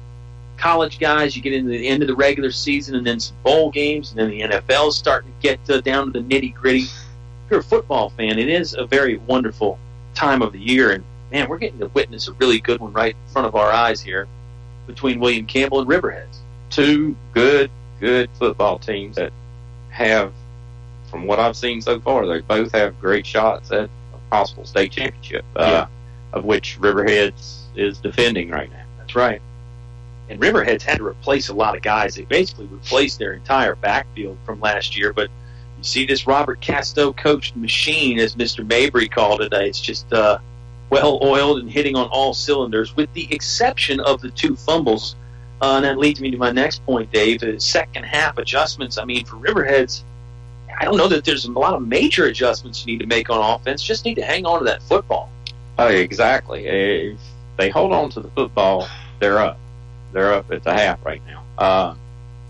And the thing is, what I've seen, though, is they seem to have a, for lack of better words, proclivity of just laying it on the ground. And they've had a couple of mesh problems, and usually at this point in time, you shouldn't see that. Well, that's a good point. I mean, they fumbled 3 times last week against Altavista, got them all back. They weren't burned by it. In fact, on one of the fumbles, they took it for a long run. Here tonight, they fumbled 3 times and lost 2 of them. It's been 5 possessions for Riverheads, a punt, a touchdown, back-to-back fumbles, and then another touchdown there late in the second quarter. William Campbell, they've punted, scored twice, missed a field goal, and then had time run out on them there in the first half. Adjustments for the Generals, offense or defense, whatever comes to your mind. Well, what they've got to do is just stick with what they've done and be patient offensively. And I think maybe a couple of looks where Riverheads is so conscious of the pass, maybe take advantage of that and run the ball a little bit more. I'm not a gambling man, but I tell you what, I would put a little bit of faith with the ball in Rosser's hands, just going off tackle a few times and see how things go. Yeah, and that's a thing we've talked about. Riverheads can wear you down with their running game because you're constantly taking a pounding and on your heels. I think Josh Rosser's the kind of ball carrier that can wear a defense down too. For one, you get tired from chasing him, and the second part of that equation is when you tackle him, he tends to hit you back when you tackle him. He's a rugged ball carrier. He comes full bore when he comes. There's no doubt about that at all. There's no doubt about that at all. Now the B side of what I just said, though, is you got Rosser playing defense also. Sure. And they probably got to be careful there and not wear him out at this point. But at this point in time of the year, you ought to be in pretty good shape. Go. But yeah, excellent point there by you. It's 1A football. Both of these teams have a bunch of players going both ways. It seems like William Campbell got burned by some of their defensive substitutions. We could hear the coaches up here in the press box talking about we need to sub less because it was hard to get the guys on the field in time. I wonder if that plays into the hand. Certainly you'd like to give Rosser a break, especially maybe if he goes on a long run on offense or he's got to carry the ball a lot. You can sneak him in, seek him out and in some, but again, at this stage in the game, I think you hit on it. You want your best to be on the field, and if he can be on the field for every play, that's even better. If you look at that last drive Riverheads had, too, it was very much up-tempo. They huddle up. They do huddle up, but it was very, very quick, and they were snapping the ball quick. It wasn't the long, at the beginning of the game, it was more methodical. Sure. And all that. And then that last drive, they just kept coming and coming and coming. And they had timeouts, so they didn't really have to rush anything. Yeah. So they were just trying to control the tempo. You and I discussed, too, a good offense will control the tempo. They know when to speed it down, when to know when to slow it down, and when to speed it up. Maybe I was getting going a little too quick there. It's 14-14 our score here, halftime at Riverheads High School. Let's step aside for one final timeout, then we're back with the third quarter between William Campbell and Riverheads. 14 all tie. Hope you're enjoying it on 105.5 KD Country. Long Island Motor Sales, a great selection of used cars and service. The team at Long Island Motor Sales salutes the William Campbell Generals for playing strong and making it through to the football playoffs. The team of Long Island Motor Sales, Long Island, proud to serve the community with a great selection of used cars. Long Island Motor Sales, Long Island, whether you're looking for a new ride or great service, give them a call, 434-283-4765. Enjoy the Drugstore Grill, a sports bar and neighborhood gathering place known for our signature smoked ribeyes cooked on the wood fire grill, beef brisket, pulled pork cooked on the smoker, live entertainment with your favorite beverage and craft beer, lunch, dinner, and a special Sunday brunch menu. The Drugstore Grill, one of the most unique dining destinations, serving classic American comfort foods that are both creative and timeless. Visit the Drugstore Grill on Facebook or online, thedrugstoregrill.com. Make your next gathering unforgettable. Main Street, Brookneal. Your station for high school sports play-by-play is 105.5 KD Country. Latter stages of the halftime show. We're about ready to conclude and start the third quarter. Mention those scores from those other area games at last glance. Stanton River was leading Lord Botetourt 28-10. Appomattox 10-0 lead over Glenver. And Heritage 27-0 on top of Brookville. The winner of this ball game will take on the winner of Sussex and Essex. They play tomorrow in the Region A championship game. Region C championship game is Narrows hosting Galax. And then in Region D, it's J.I. Burton traveling to Chilhowie. Another interesting note, Dave, was the 1 and 2 seeds made it to the Region Championships games in everything but Region D. J.I. Burton was a 6th seed. Other than that, the top seeds all held serve all the way through. Region D, for me, and I try and keep up with how things are going during the year. Region D was hard to get a handle on this year. Yeah. Very hard. I know with J.I. Burton, though, I know they're very well coached. Jimbo Adams is one of the best in the business. And he will have his teams ready. I think you're going to be our new resident Virginia high school football expert, at least small schools anyway here.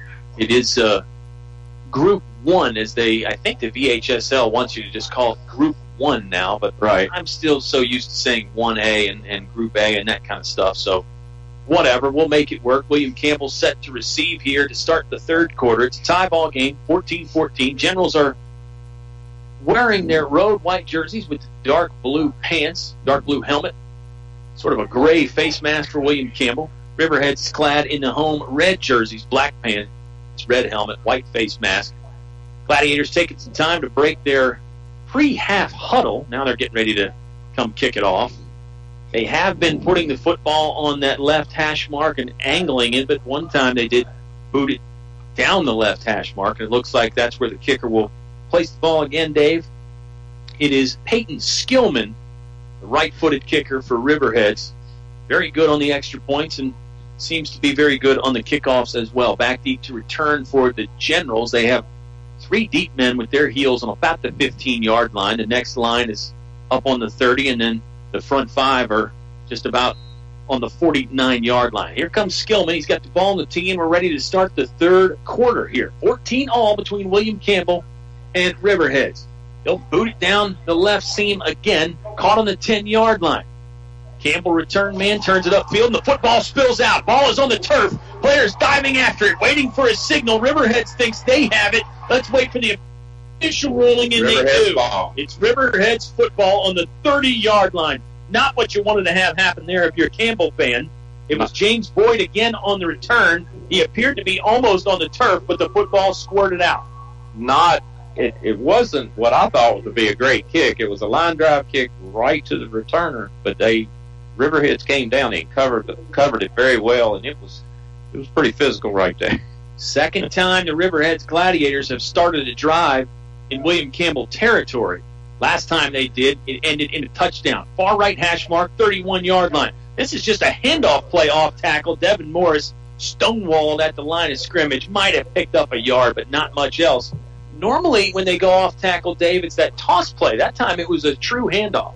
Again, I think, too, they're wanting to see what Campbell's doing. And Campbell, they were a little bit late getting set up with what they were doing.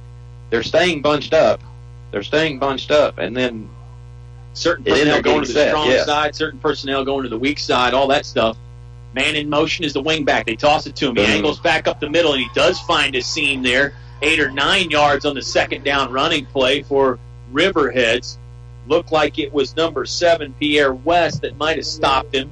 They mark him back a bit. It's more like a 6.5-yard gain. Brings up third down for Riverheads. They break the huddle quickly and run to the line of scrimmage. They're working quickly on offense here in the early stages of the third quarter. Toss play, going left again. He's got the first down, spun around at the 10, on his feet across the 5. It's a touchdown for the Gladiators. They score. Zach Smiley, a third rushing touchdown of the night. Now we talk about momentum, Dave. It's squarely on the side of the Gladiators after a fumble recovery on the kickoff, and then a Zach Smiley 20-yard rushing TD. You're right, Kyle. And what we've seen from the end of the first half to now is very up-tempo Riverheads. Yeah. Very much an up-tempo Riverheads, and William Campbell's having a hard time getting set up. Skillman bangs the extra point through. It's 21-14. Riverheads opening the third quarter with a bang. Let's see William Campbell's response. Their football trailing by 7 with 10:48 left to play in the third when you return to 105.5 KD Country. Put your money down on the best bet with Best Bet Motor Sales. Clean, low-mileage cars, trucks, and SUVs. Best Bet Motor Sales, home of the 60-second guaranteed credit approval. Easy low payments, certified limited warranty. Buying a new vehicle can be risky. Bet on the best with Best Bet Motor Sales. New location, Waterlick Road, across from Moore's Country Store, and in Madison Heights. Over 100 low-mileage cars, trucks, and SUVs. Bet on the best. BestBetMotorsales.com. More live high school sports action on 105.5 KD Country. The Riverheads Gladiators average about 33 points per game this season. Right now they've got 21. William Campbell has 14. It's the third rushing touchdown of the night for Zach Smiley.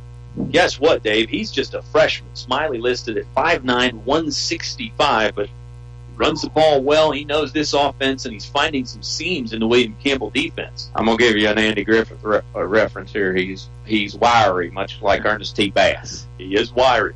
Here comes the kick again. They'll drive it down the left sideline. Campbell's going to let it bounce and go into the end zone. Return man thought about grabbing it on the 5, but this ball was driven a little bit firmer than the other kickoffs, and James Boyd just let it land into the end zone. It's a touchback. Generals will scrimmage from their own 20-yard line. And after you have a fumble like you had on the kick return before, you become a little bit more timid. Yeah, you become a little bit more timid and don't necessarily want that ball.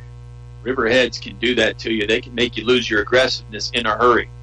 Josh Rosser has his offense set ready to go. 1st and 10, middle of the field from the 20-yard line. Campbell working left to right in this third quarter. 10:48 remaining in it. Generals trail by 7. Running play. Andre West up the middle. He had some room initially at the point of attack, but the linebackers closed quickly. Great backer feel right there. Yeah, that was impressive to see them get to the football very quickly. There is a man down on the field for William Campbell, and it may be the ball carrier, Andre Reed. Officials are going to stop play for a moment. Training staff for the Riverheads Gladiators will get there before the trainer from the Generals. We'll pause for a moment here, Dave, and step aside for a 30-second timeout. 10:33 left to play in the third quarter. It's William Campbell 14, Riverheads 21. Campbell football when you return to 105.5 KD Country. The memory of the loss of a loved one can be difficult to cope with during the holiday season. Join Finch & Finch Funeral and Cremation Service for their holiday service of remembrance. Sunday, December 10th, 3 p.m. at the Finch & Finch Chapel on Main Street in Altavista. The holiday service of remembrance, Sunday, December 10th. Finch & Finch Funeral and Cremation Service. A family serving families since 1905. Back to the press box for high school sports on 105.5 KD Country. Yep. Injured William Campbell player was Andre Reed. He's up and walking off under his own power, and a nice display of sportsmanship. The Riverheads fans very slowly let out a good cheer. Yeah, Reed is not moving quickly, but he is walking unaided to the Campbell sideline at least. Makes me think it might be upper body. Hopefully Reed will be back. That's a guy that William Campbell... They need him. They do, defensively and offensively. Generals have 2nd and 10 from the 20-yard line. 10:33 left to play in the third quarter. It's 21-14 Riverheads lead. Campbell taking some time to get the play in, but the official hadn't started the play clock yet anyway, so they really had all the time they needed.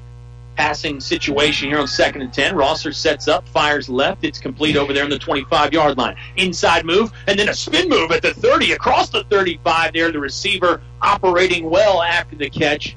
It's on the far sideline, so I can't quite tell who it was, but I'm going to find out in just a moment. It was number 7, Pierre West, on the grab, and then the nice moves afterwards. That was great coverage by Riverheads, and Rosser just threw, again, a rope. He can really throw the football. Fun to watch. 3 receivers to the right, 1 to the left. Shotgun formation coming up again. Let's see if Rosser airs it out again on 1st and 10. 35-yard line. It was a 15-yard pass and catch from Rosser to Pierre West. Rosser's going to keep it himself. Follows the running back off right tackle. Again, linebackers close quickly for Riverheads and shut him down with little to no gain. Interesting move. They're swarming hard, those backers, Dave. Yes. I don't know how you take advantage. Maybe it's a play action type of a play or what, but Riverheads linebackers, they appear to be reading their keys and getting to the football quickly.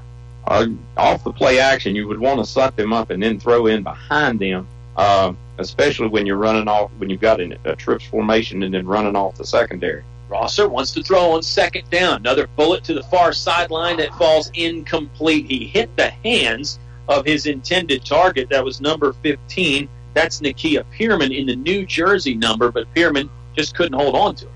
He's got to catch that.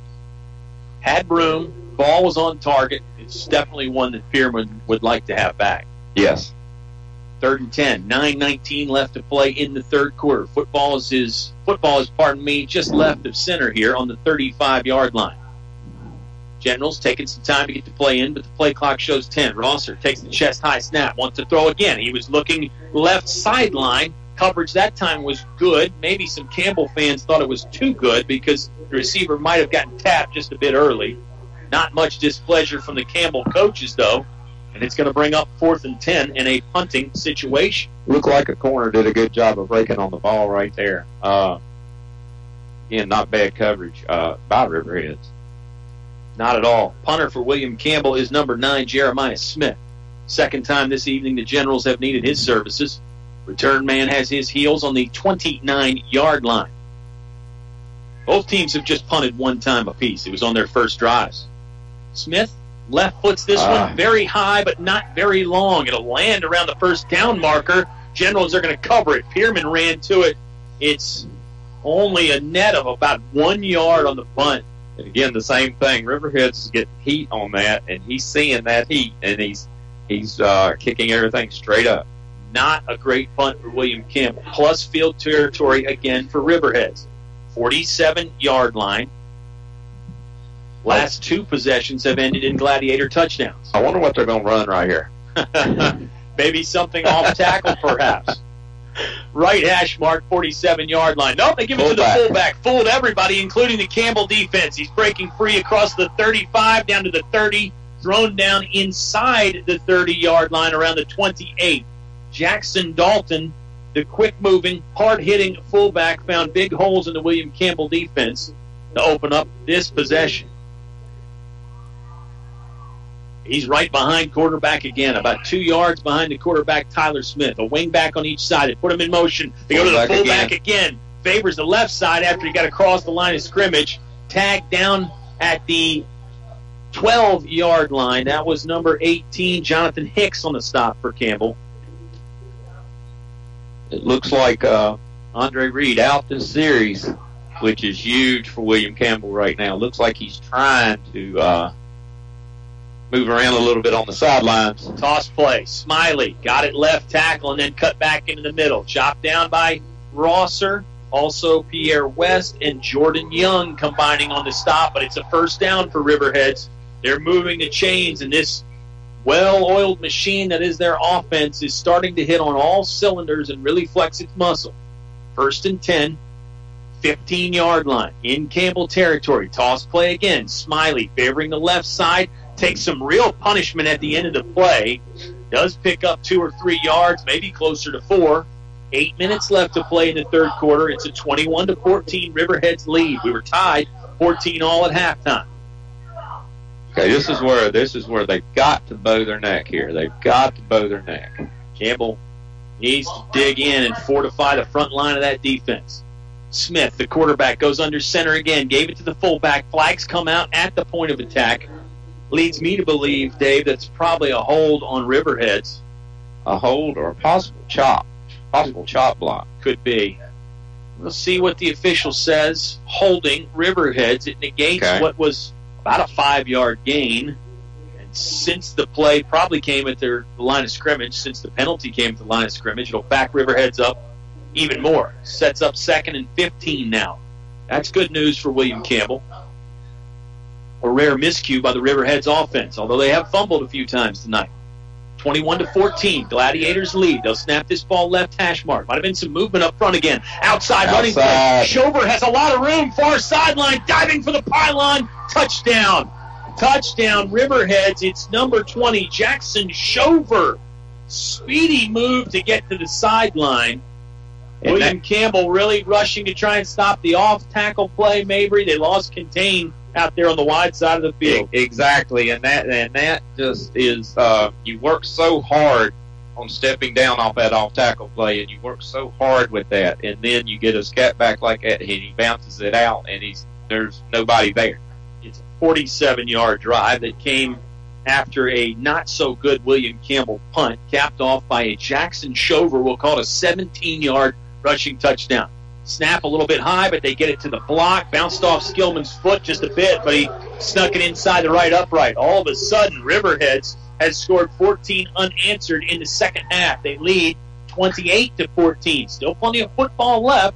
Generals have it when you come back with 7:26 left to play in the third on 105.5 KD Country. What if a tire stood up and said, hey, why should I have to decide if I want to be a winter tire or a performance tire or a rain tire? Maybe I want to be all of them. Presenting the Cooper CS4 Touring Tire. Outstanding all-season performance, superb wet weather traction, and up to an 80,000-mile warranty. The Cooper CS4, the official tire of changing the rules. Available at Perkins Twin Tire and Auto Service on Main Street in Altavista. Cooper Tires. Don't give up a thing. Perkins will reopen for regular business hours on Monday beginning at 8 o'clock. Your high school sports station with award-winning coverage on 105.5 KD Country. Riverheads 28, William Campbell 14. The most recent touchdown, Jackson Shover from 14 yards out. He did not score last week in the 49-0 win over Altavista, Dave, but Riverheads with a stable of running backs they can go to. He had some wheels. He had some wheels. He can motor. When he got outside, there was nobody near him. Devin Morris has fumbled a couple times for Riverheads, and I think that's why Shover's getting more carries than he got last week. His return from Boyd, he sort of slips down around the 25. He was going to get stopped close to there anyway as the Riverheads return team was coming to box him in. William Campbell will start this possession, on their own 27-yard line. William Campbell's built much better for this situation, though, than Riverheads is. Good point. William Campbell can get back in this game, and they can get back in it quick. Yeah, I don't know that it's desperation time yet for William Campbell. However, you certainly don't want to come up empty and then go down 3 scores to Riverheads. You either probably need a score here or a stop on the next Riverheads possession. Both would be better. Rosser mishandled a snap for a moment, but he's okay. Going to have to avoid the rush. He does run out of some tackles. Now lobs it over the top. Nice touch on the pass, completed the 35-yard line. That's a 14-yard pickup there on the little flip from Josh Rosser to Nakia Pierman. That's just a great job by Rosser, just keeping the play alive, and a good job by Pierman, running and recognizing and coming back to the ball. Yeah, on that. Yeah, that takes some teamwork with your receiver and your quarterback, and that takes some time to figure those things out. You can tell they've been in that situation before. Of course, Campbell has lost 2 games this season. They lost to Appomattox 68-28. They lost to Thomas Jefferson, a 3A school out of Richmond, 62-34. Rosser off tackle. He got hit in the backfield, but he was able to escape that. Now he's trying to work his way to the far sideline. He won't get there. Dropped at the line of scrimmage. Great job by Rosser of breaking that initial tackle. And then when he popped it outside, Riverhead's defense swarmed to the football. Got there quickly. They do give him a yard, sets up 2nd and 9. 6:22 left to play in the third quarter. It's 28-14. Riverhead's lead. Campbell led at one point midway through the second quarter, 14-7. Riverhead's opened in the first quarter with a 7-0 lead. It's been back and forth football for sure. Both teams have had their chances at the momentum swings. Play clock down to 4 seconds now. William Campbell's got a rush to get the play in. They did not get the play in. They didn't call a timeout. It looked like they didn't snap it. The referee even gave them maybe an extra second there. That's a delay game penalty on the William Campbell offense. They've got to get their play in quicker. Back them up 5. Yeah, that's the drawback to getting set up and then trying to change the play at the line is sometimes it takes some time. 2 sides to every coin. It's nice to be able to change the play. And the thing is, you're trying to call it from the line. Right. And so even when you get it, you've got to get it called. And everybody's saying snap the ball. Well, you've got to get the play called before you snap. Trips receivers, 3 to the right, 1 to the left, 4 down linemen for Riverheads. Their safeties give about a 10-yard cushion. It's a running play. Jordan Young up the middle, got hands on his jersey and then swung around and dropped. Maybe a 4-yard gain, maybe back to the original line of scrimmage. I'm going to tell you, Dalton Jordan for Riverheads is a stud. Oh, Lord. He's the fullback that tends to carry a load with him when he's running, and, yeah, he's very good on defense, too. All he brings, he's very heavy. Everything he does is heavy. Yeah. 3rd down for the Generals. 3rd and 11. Far left hash mark. 43-yard line. They need to get over to the Riverheads. 46. Here's the shotgun snap. Rosser sets up in the pocket. Throwing down the middle. Nearly picked off. It got knocked off the hands of Drew Bond. Blake Smith for Riverheads. Batted up in the air. It's incomplete. Generals fortunate maybe that they didn't throw an interception there. William Campbell probably in another punting situation here on 4th and 11. They were waiting. They were almost thinking about it. You got to punt it right here.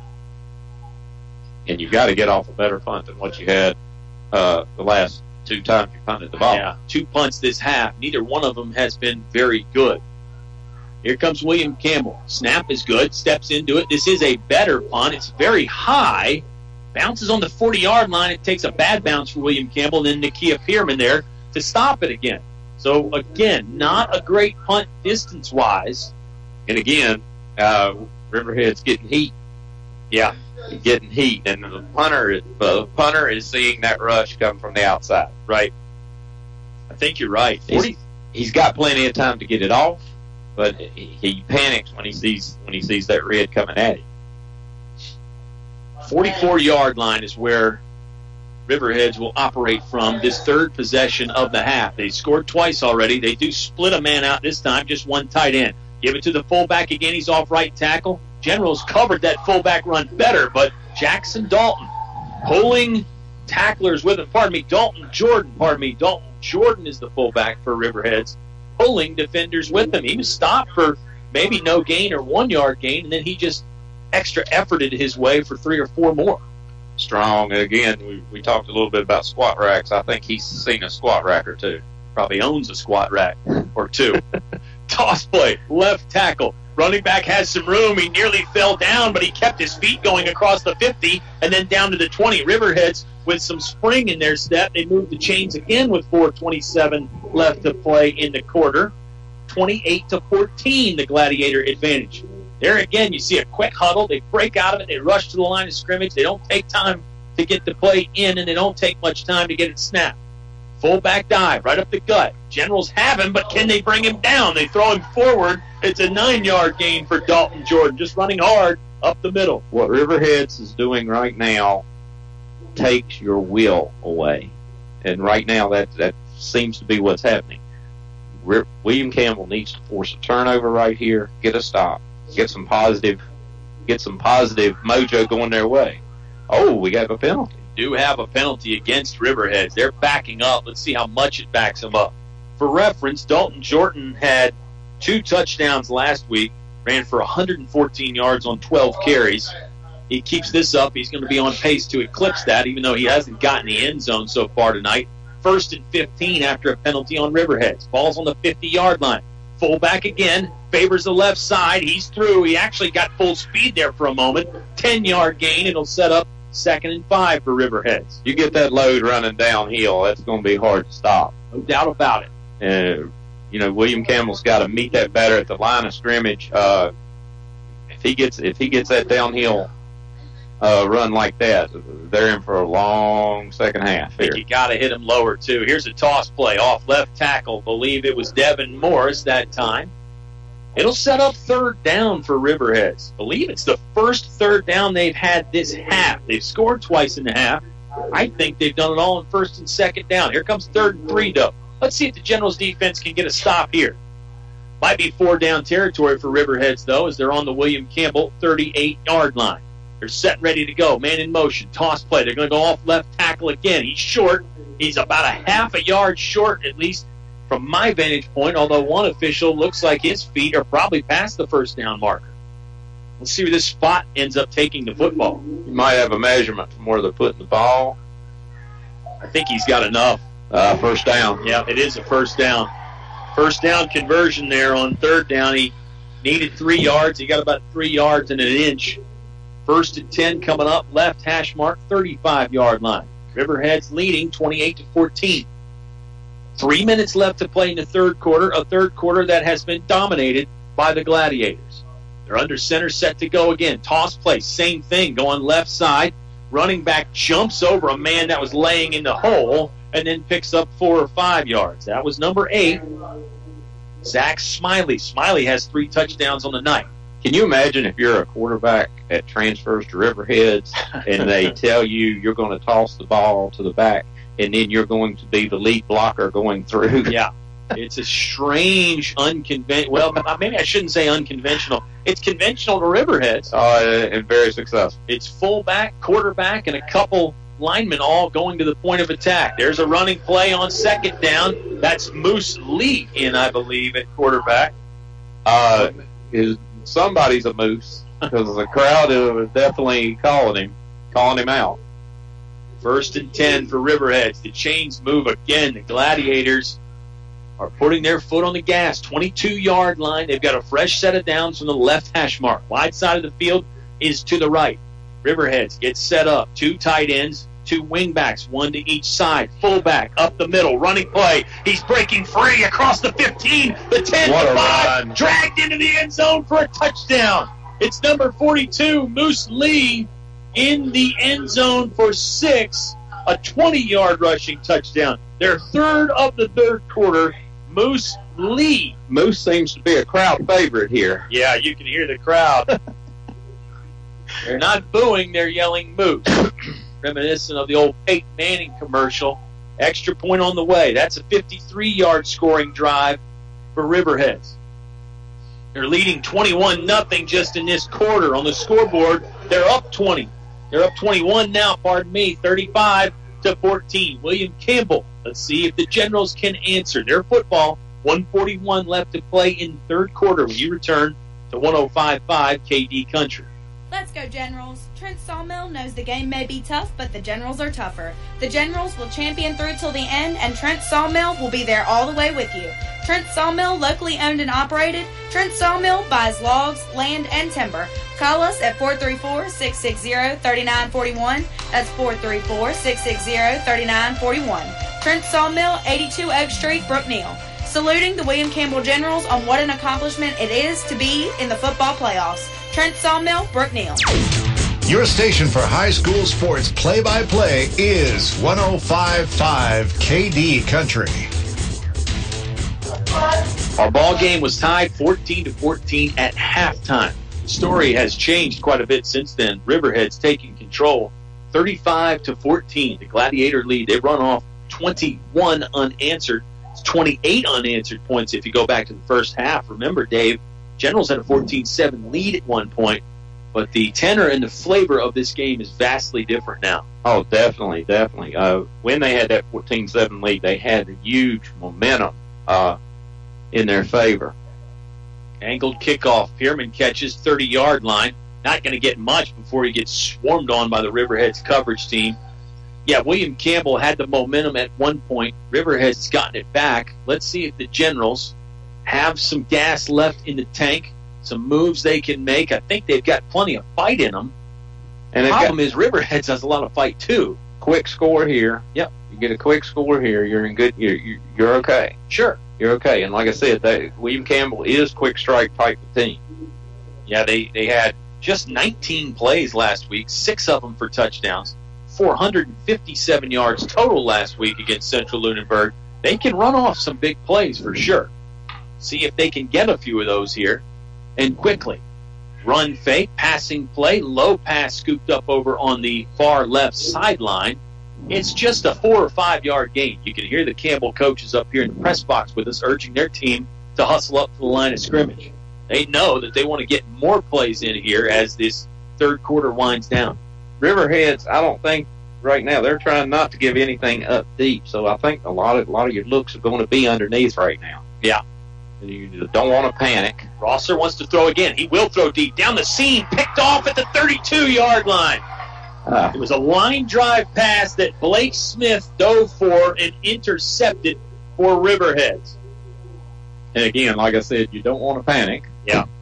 That seemed maybe more like a panic type of a throw there from Rosser, who is normally very accurate. Might have been some miscommunication on the route because he really just bulleted it right down the middle. Yes. 1st and 10. Riverheads has the football back. Now William Campbell's defense going to get pressed into service again. They need to come up with a big play sooner rather than later. 60 seconds left to play in the third quarter. 35-14, the Riverheads lead. General's defense gets set up. Fullback up the middle. There was a couple fakes behind him, made it difficult to find the fullback, but it is a 2 yard gain on first down. That's what you're going to see probably now from here on out from Riverheads is just probably not quite the up-tempo that we had before. Yeah. Run that clock. Well, if you're coaching defense, and I know this isn't an easy answer here, what do you do to stop it? Do you try and get more penetration, or do you want to stand those linemen up at the line of scrimmage? What's the answer? Or is there one? There's probably a lot of answers. Right. But the biggest thing is you've got to play like you played in the first half, right. Which was attack, get people to the football. And right now the difference is you can just see how they're moving on the field. Yeah. You can just see right now it looks like the wind's been taken out of the Campbell sails. Sure. That'll end the third quarter. Riverheads doesn't need to run another play. They'll have 3rd and 5 on the way when you come back to start the fourth quarter. It's Riverheads 35, William Campbell 14. Playoff high school football on 105.5 KD Country. Trust your trusted advisors, St. John Insurance. You have to protect what you work so hard for, your business and home. St. John Insurance is there for you. It's a comfort to know that you're not alone. Coverage you can count on 24/7. Trust your trusted advisors, St. John Insurance. St. John Insurance, taking a proactive approach in meeting your insurance needs. More live high school sports action on 105.5 KD Country. It's a 35-14 Riverheads lead to start the fourth and final quarter here. Final quarter in regulation. William Campbell would need to do something special in this last 12 minutes of football. But I think the Generals believe that they think it can happen. It's 3rd and a long 5 coming up for Riverheads.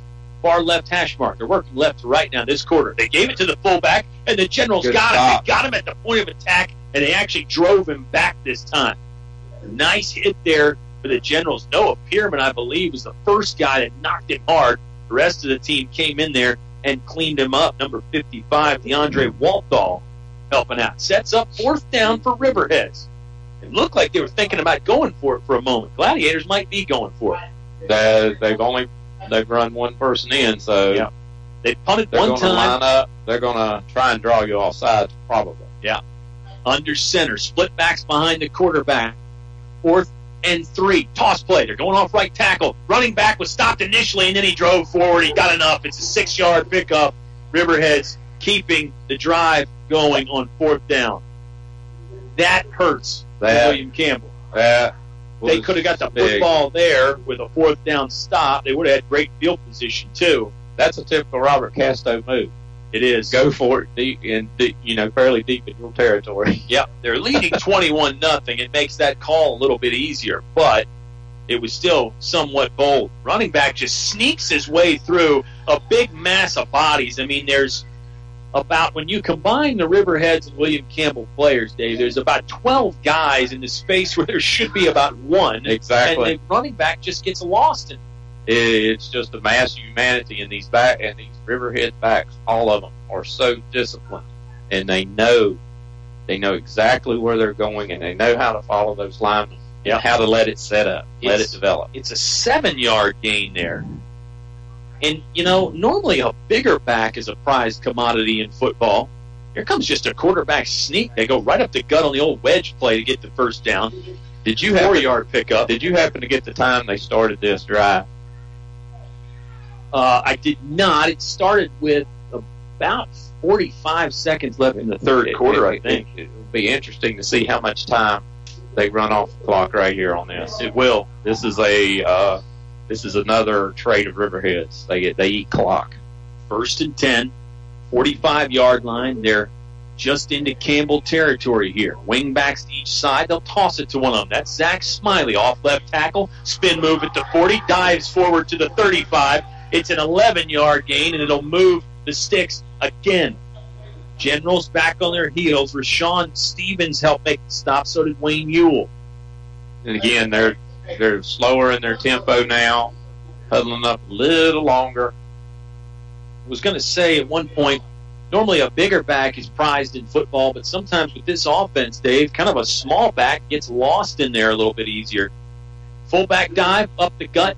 That's enough for 2 or 3 yards. They actually didn't give Smiley a first down in that previous running play, but they've got the first down now. Chains moving with 9:47 left to play in the fourth quarter. It's a 35-14 Riverheads High School lead. What Campbell's got to have now is a turnover. They've got to somehow, some way. I think you're right. Turnover here. If you go down 4 scores, then it's virtually impossible. 3 scores is tough, but you still have a chance. Smiley in motion. They'll toss it to him. He follows the fullback and the quarterback in the hole. Got spun around at the end of the play, but it's a sizable pickup on first down, maybe 5 or 6 yards. Jordan Young helped bring him down for William Campbell. It's not that the Generals aren't playing hard. They certainly are, but you're right. They seem to be playing at a slower gear than in the first half.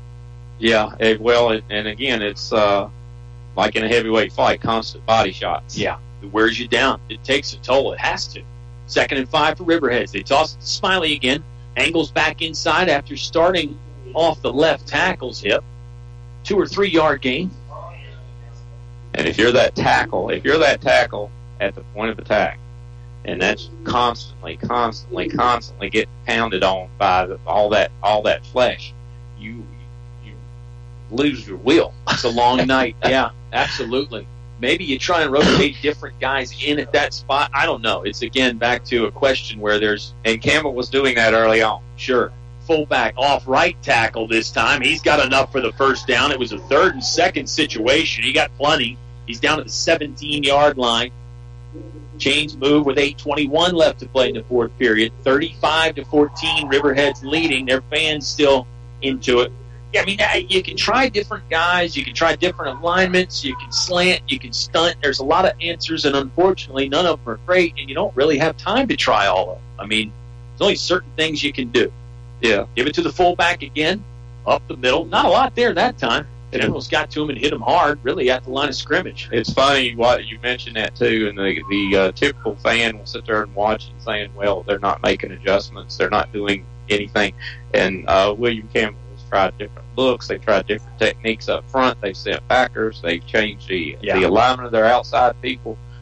They've made a lot of adjustments. It's just trying to find the right one that works. Right. Running play. They're going outside again. That's 6. That is in. Touchdown, 18 yards. That was the speedy Jackson Shover again. Really the same play that he scored on in the third quarter. An outside running play. Riverheads does not go outside much, but tonight they found some room out there. Shover scores a 20-yard rushing touchdown. It's now 41-14. Riverheads firmly in charge now. Extra point on the way with Skillman, right-footed kicker, doing the honors. Snap is back. Ball is to the block. General rush was pretty good, but they didn't get there. Kick is through the uprights. 42-14, the home team in charge. 7:32 left to play. William Campbell football when we return from Riverheads High School. Playoff football on 105.5 KD Country. Long Island Motor Sales, a great selection of used cars and service. The team at Long Island Motor Sales salutes the William Campbell Generals for playing strong and making it through to the football playoffs. The team of Long Island Motor Sales, Long Island, proud to serve the community with a great selection of used cars. Long Island Motor Sales, Long Island, whether you're looking for a new ride or great service, give them a call, 434-283-4765. Back to the press box for high school sports on 105.5 KD Country. We were tied 14-14 at halftime. Since then, it's been all Riverheads. They lead 42-14. William Campbell just not able to stop this hard-hitting, hard-charging Riverheads offense. When they're on offense, they truly do attack you. And it's been a battle. William Campbell really played pretty good in the first half. They've had plenty of fight. I don't think the spirit from the Generals has been broken at any point tonight. Just hard to stop this Riverheads team. A very good Gladiator team. You got to give them their due. Here's a short kick. What you want. Generals need to get on it. Actually, it bounces out of bounds before anybody can get to it. It's a penalty on the kick. Generals will take over on about the 37-yard line, and William Campbell's somewhat fortunate that they are going to end up with the football here because they weren't around to cover the kick. And when you kick that pooch kick, that's what you're looking for right there. You're looking for that, and you'll take the chances if it goes out of bounds. That's fine. That's fine. You just don't want those dangerous return guys getting the ball and putting you at a disadvantage. Certainly a good design there on that pooch kick for sure. Angle it back across the field, gives your team time to get down there. Kicks it nice and high, too. Empty backfield for William Campbell. Josh Rosser will operate middle of the field, 37-yard line. Got 3 receivers to the right, 2 to the left. Wants to throw. Short catch at the 40-yard line. Receiver returns or reverses his course and goes backwards for a moment and stuffed up. 2-yard pickup for Tyler Easley. Maybe more like 3 or 4, depending on what kind of progress they give Easley. Spot him at the 40-yard line. Clock moving. 7:10 left to play in the fourth. 42-14 Riverheads. It was a 21-0 quarter for the Gladiators, and then they've scored once in this fourth quarter as well. Rosser's got the backfield empty again. 3 receivers to the wide side of the field. Deep safeties for the Gladiators are giving about a 10-yard cushion. Cornerbacks more like 7 or 8 yards. Here comes the shotgun snap. It's low. Rosser handles. Throws right. Complete far sideline. 45-yard line. Receiver got enough for the first down, but not much more. Going to have to be quick strikes. You can sense that Rosser sees where the soft spot is in the defense with the secondary dropping back deep to take away the long bomb. He knows those underneath routes are going to be there. And Riverheads is definitely willing to give all that up right now. Oh, sure, yeah. I mean, why wouldn't you be content with this big lead, 42-14? Rosser's going to get bumped out of the pocket. He stayed on his feet for a long time, but he'll end up losing 8 yards on the sack. Pressure was fast and furious that time. Looked like 4 down linemen rushing and then maybe 1 linebacker on the blitz there, Dave. And the Generals just could not get a block. Rosser kept the play alive longer than I thought he would. Well, the thing is now with Riverheads, they're just spinning their ears back and coming because they know Campbell's not going to run the ball. Yeah, those guys up front just have free reign. If you want to send some linebackers, you can do that too. Empty backfield again for the Generals, 2nd and we'll say about 17. Here's the shotgun snap. Rosser looks right. It's a designed quarterback draw, but he never got free from the backfield. Ran into one of his own linemen at one point, dropped for 2 or 3 yards of negative earth. And it'll set up 3rd and 20 now. The impressive thing about that with that rush from Riverheads right there was all the players. They had 3 guys penetrate, but they all kept their lanes. They all kept their lanes, which gave Rosser nowhere to run to. Yeah, you don't really account for that on that quarterback draw. You figure somebody's going to try and spin move and get around or something. Rosser throwing deep, far sideline right. A lot of air under the ball. It's just a little bit long, overshot the target. Good hard route running there by, I believe, Easley. Looked at the official like perhaps there was some contact, but no flags come out. How tall is our corner on that side? I think that's maybe, is that number 2, Devin Morris at 5'8" over there?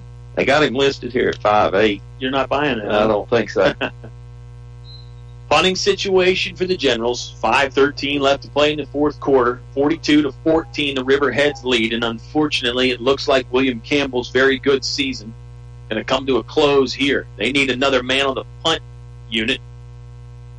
William Campbell, General player, will run on. Here comes the snap, the boot. This kick more of a line drive and much better. It'll bound on the 35-yard line. Return man for Riverheads is going to let it roll free, and it's stopped right at the 20. That's where the Gladiators will take over what may end up being their final possession of the ball game with 5:04 left to play in the fourth quarter. Don't think you're going to see anything fancy from Riverheads from here on out. Not that we've seen anything fancy True. before. What, one passing play, I think? Just one the one pass. and it was complete. And again, they'll throw the one pass, and usually it's effective. Yep. Under center, wing back to each side along with the tight end. The fullback is 2 yards behind the quarterback. Fullback takes the handoff, and he's got some room. He's free across the 30, now the 40. Generals are going to run him down on the other side of the field. Maybe, yes, they get to him finally at the 25-yard line. Great pursuit and hustle by Pierre West to get down there and bring him down. You got to admire that from West. he could have just let him go to the end zone. You're already trailing by a lot, but he hustled down there and finally brought the fullback down. Good hustle. He took a good angle. But, again, they punch the body so much now that they're moving slowly on the defensive end now. Pierre West is a senior, 5'11", 175 pounds. He's still playing hard in what's going to probably be his final high school football game. He was in on that stop there as the running back spun his way across the 25 to the 23. Also helped out Noah Pierman in on the stop there. 4:25 left to play in the fourth quarter. 42-14. Riverheads lead. You joined us late. 7-0 Gladiator lead at the end of the first. It was a 14-14 game at halftime. Since then, all Gladiators, all the time. Toss play, Smiley going to feel his way around the left side, bounced backwards around the 22-yard line, picked up 2 or 3 on the running play, sets up 3rd and 4 for Riverheads. Riverheads just going to be very, very, very methodical now. No reason not to. 2 fumbles from the Gladiators in the second quarter really burned them. William Campbell took advantage. Since then, Gladiators have been much better about taking care of the football. It's probably the difference, I'd say. Yeah, and then the opening kickoff of the second half. Yeah, Generals fumbled away their opening kickoff. Here's a running play, fullback bustling his way up the middle. Close to the first down marker. Yes, it is enough. The officials make the signal to the chain gang, tell them to come on to the 15-yard line, where it'll be a fresh set of downs for Riverheads. 3:32 left to play in the ball game. 42-14, Gladiators on top. Huddling about 9 yards behind the football. They'll send in new personnel. Generals have nothing to be ashamed of on the season or the game.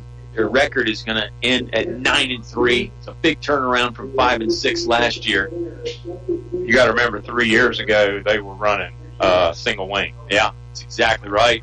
And running play off right tackle there kind of caught Dave in mid-sentence, and the running back stopped just short of the goal line, down to the 2-yard line. That was number 2, Devin Morris. And like I said, they were running single wing, and then Coach Broggan came in and put the spread back into their game. And it's been a lot of work for Coach Broggan and his coaching staff, and at times like these, it feels like the work didn't pay off. But I think when they look back, they're going to remember what a great season this was. And you mentioned it; it's hard to change things, even in a historically good football school like William Campbell. Sometimes it's tough to make changes. Time out on the field for Riverheads. Let's keep it right here if you got a point to make. Okay, I think the key, too, was when you look at that roster and you see the number of kids. Yeah. Excuse me, that they have. Number of kids that they have on the roster and in that JV program. Yeah. What I understand, the JV program is very strong. JV team had a very good season. The B team had a very good season. Dave is getting choked up over here just thinking about all the good football we've seen tonight. Yeah, the roster for William Campbell, while we're on the subject, they've got 45 guys listed on the roster, just 9 seniors. So 36 underclassmen. There's going to be a lot coming back. Now, you're losing a lot, too. Seniors on this William Campbell ball club this year include Josh Rosser. Obviously, that's a big loss. He's the do-it-all man, Superman even. They'll also lose Tyler Easley, Andre Reed, Pierre West, Alfred Younger, Daryl Adams, Evan Daniel. Those are the seniors for William Campbell. I think that was 9 of them. 9 seniors for the Generals on the roster this year. But they've laid some groundwork. Sure, they've laid some groundwork now for this group to follow. Absolutely. Riverheads is set to go with 2:30 left to play in the ball game. They're going to take a knee. They're down on the 2-yard line, so they could have scored if they wanted to, probably. Nice move there by the Gladiators to take the knee. You may not be able to kneel all the way out, just depending on how the play clock and the game clock match up. I don't think Coach Robert Casto is going to mind turning it over on downs here. No. Don't think that's an issue. No. Sometimes it feels kind of awkward doing that, but it's going to be a win for Riverheads. They're going to move on. They'll face the winner of Sussex Central and Essex, 2 names that area football fans have probably heard before. Getting back to this William Campbell team, yeah, the groundwork is there. I talked to Coach Broggan in the pregame, and he mentioned that junior varsity team was very good. Had a lot of ninth graders that are very good, a lot of eighth graders that are very good. There's some talent, and I think even what's trumping the talent is the groundwork laid just as far as the work ethic, don't you? I mean, we've talked about the weight room several times tonight. It's where it starts really in high school football, and I think you're going to see these generals work even harder. You told a story about teams that you've coached. Sometimes a big loss in the playoffs can be that motivating factor for years to come. Exactly. That state championship run that we had in 13 and 14, basically the impetus for that in the off season came from that loss to Franklin we had the year before. Right. We felt like we were manhandled a little bit up front. We felt like they were more physical, and that was what we as coaches played up to our players, and our weight room turnout was tremendous that year. And needless to say, we were never out physical that year at all. Right. Yeah, it's kind of one of those, not to be cliche, but what doesn't kill you makes you stronger. Coach. Hopefully, anyway. With 45 seconds left, the Riverheads Gladiators will turn it over on downs with a kneel down. So William Campbell will take over at the Riverheads 10-yard line for a final possession that's really going to be academic, if nothing else. But maybe the Generals can get one more score on the board there and make you feel a little bit better on the ride home. It was 2 minutes and 45 seconds when Coach Casto started having his kids take a knee. Yeah. And I think that says a little bit about Robert Casto. It does. It does. They could have scored. The football was down on the William Campbell 2-yard line. If they wanted to get in the end zone, they had 4 plays to do so. They probably could have. William Campbell with a running play on first down. They pick up a yard. Doesn't look like Coach Danny Broggan wants to do too much crazy stuff, although the backfield is empty now. Maybe we'll see Josh Rosser air it out one more time with 19 seconds left to play. He'll drop back, puts his foot on the goal line, fires down the far right sideline, passes incomplete. Good coverage. If they're going to go down, they're going to try and go down swinging. Yeah, trying to end on a positive note. That's right. And like I said, if nothing else, maybe you give a chance to for a senior like Rosser to say, yeah, I threw a touchdown on my final high school play, those kinds of things. We'll have a post-game show where we'll get you some scores from some other area games, and we'll try and recap this one as best we can. If you joined us late, it was a 14-14 game at halftime, and then Riverheads just took over. They're the defending state champs at the 1A level. They're looking like maybe they're going to make another strong run this year. Well, they already have.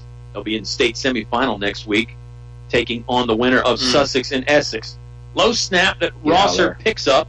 He's out of his own end zone, across the 5, spin move at the 10, hit hard at the 12, and then drop at the 15-yard line. That'll be the final play of the ball game. Final score here from Riverheads. Gladiators 42, William Campbell 14. Post-game show on the way when you return to 105.5 KD Country. Enjoy the Drugstore Grill, a sports bar and neighborhood gathering place known for our signature smoked ribeyes cooked on the wood fire grill, beef brisket, pulled pork cooked on the smoker, live entertainment with your favorite beverage and craft beer, lunch, dinner, and a special Sunday brunch menu. The Drugstore Grill, one of the most unique dining destinations, serving classic American comfort foods that are both creative and timeless. Visit the Drugstore Grill on Facebook or online, thedrugstoregrill.com. Make your next gathering unforgettable. Main Street, Brook Neal. Put your money down on the best bet with Best Bet Motor Sales. Clean, low-mileage cars, trucks, and SUVs. Best Bet Motor Sales, home of the 60-second guaranteed credit approval. Easy low payments, certified limited warranty. Buying a new vehicle can be risky. Bet on the best with Best Bet Motor Sales. New location, Waterlick Road, across from Moore's Country Store, and in Madison Heights. Over 100 low-mileage cars, trucks, and SUVs. Bet on the best. BestBetMotorsales.com. The memory of the loss of a loved one can be difficult to cope with during the holiday season. Join Finch & Finch Funeral and Cremation Service for their holiday service of remembrance. Sunday, December 10th, 3 p.m. at the Finch & Finch Chapel on Main Street in Altavista. The holiday service of remembrance, Sunday, December 10th. Finch & Finch Funeral and Cremation Service. A family serving families since 1905. Your high school sports station with award-winning coverage on 105.5 KD Country. Well, we returned to Riverheads High School, wrapping things up here on the post-game show. It was a 42-14 Gladiator win. Gosh, if you've been listening all game, you're getting tired of hearing me say it, but I know a lot of times people pop in and out of the broadcast. Dave, it was 14 all at halftime, and we saw a really great half of football. We thought we were in store for another great half in the second half, but it turned out to be just a snowball by the Riverheads Gladiators, and they really just dominated the third and fourth quarters. I have a funny feeling, knowing Robert Casto, that there might have been some paint peeled off the walls in that Riverheads locker room at the half. Because of the fumes that were coming out of his mouth? Yes. The fire that he was preaching to his guys. There was some fire and brimstone, yes. I think you're right. It's a nice applause there for Coach Robert Casto as he accepts the Region B championship trophy, and you saw some good sportsmanship by the Generals as they applauded as well. Riverheads is the Region B champ. They'll move on to the state semifinal game against the winner of Sussex and Essex. They play next week. Dave and I will step aside for a moment, and we'll bring it back with one final segment. We'll recap all the scoring in this ball game. We'll get you some scores from a few other area games, then we'll let you ride off and finish your Thanksgiving festivities. Hope they're still going on. If you got some family in town, make sure you let them know that they can listen to KD Country whenever and wherever. KDCountry.com or with the KD Country app. 42-14, Riverheads a winner over William Campbell here. Back to wrap it up in 90 seconds on 105.5 KD Country. What if a tire stood up and said, hey, why should I have to decide if I want to be a winter tire or a performance tire or a rain tire? Maybe I want to be all of them. Presenting the Cooper CS4 Touring Tire. Outstanding all-season performance, superb wet weather traction, and up to an 80,000-mile warranty. The Cooper CS4, the official tire of changing the rules. Available at Perkins Twin Tire and Auto Service on Main Street in Altavista. Cooper Tires. Don't give up a thing. Perkins will reopen for regular business hours on Monday beginning at 8 o'clock. Let's go, Generals. Trent Sawmill knows the game may be tough, but the Generals are tougher. The Generals will champion through till the end, and Trent Sawmill will be there all the way with you. Trent Sawmill, locally owned and operated. Trent Sawmill buys logs, land, and timber. Call us at 434-660-3941. That's 434-660-3941. Trent Sawmill, 82 Oak Street, Brookneal. Saluting the William Campbell Generals on what an accomplishment it is to be in the football playoffs. Trent Sawmill, Brookneal. Trust your trusted advisors, St. John Insurance. You have to protect what you work so hard for, your business and home. St. John Insurance is there for you. It's a comfort to know that you're not alone. Coverage you can count on 24/7. Trust your trusted advisors, St. John Insurance. St. John Insurance, taking a proactive approach in meeting your insurance needs. Your station for high school sports play-by-play is 105.5 KD Country. Fun night of football up here. Didn't go the way William Campbell wanted it, but the Generals, nothing to be ashamed of. Their season comes to a close at 9-3.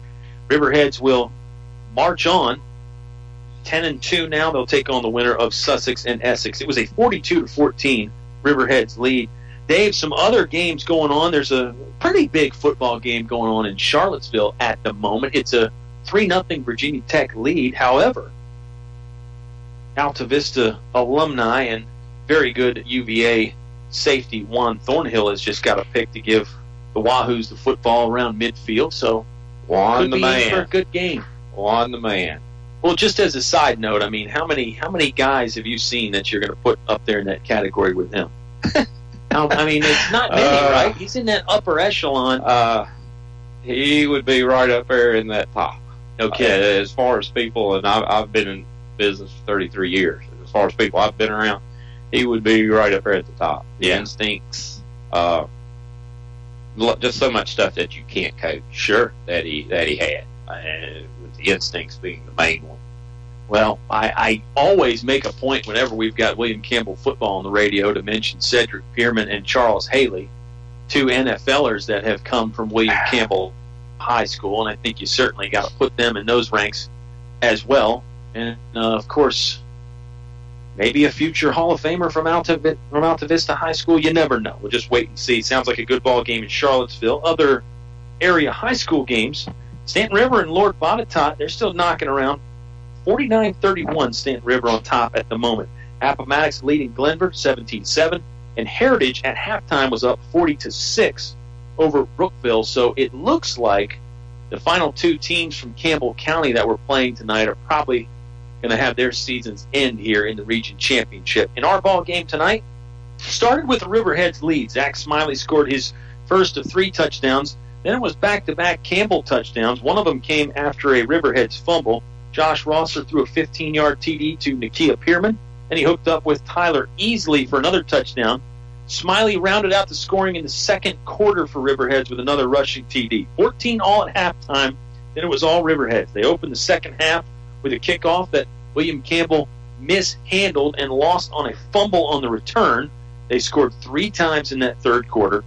First from Smiley, then it was Jackson Shover who scored one of his 2 rushing touchdowns. Moose Lee got in the end zone. Jackson Shover scored again. And, in between, there was a whole lot of hard running from their fullback, Dalton Jordan.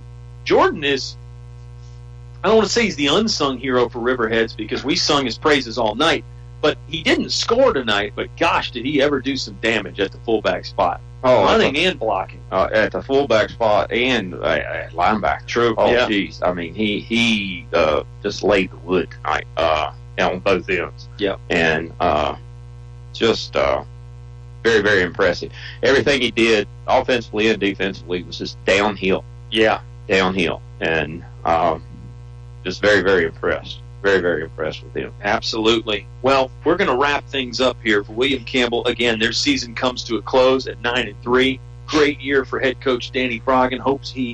I'm hoping that he sticks around at Campbell, or at least in the area, for a long time to come. He was a fun player to watch, and he's fun to watch coach. I think he's got the guys going in the right direction. Riverheads, again, they advance on. They'll take on the winner of Sussex and Essex. That game is tomorrow.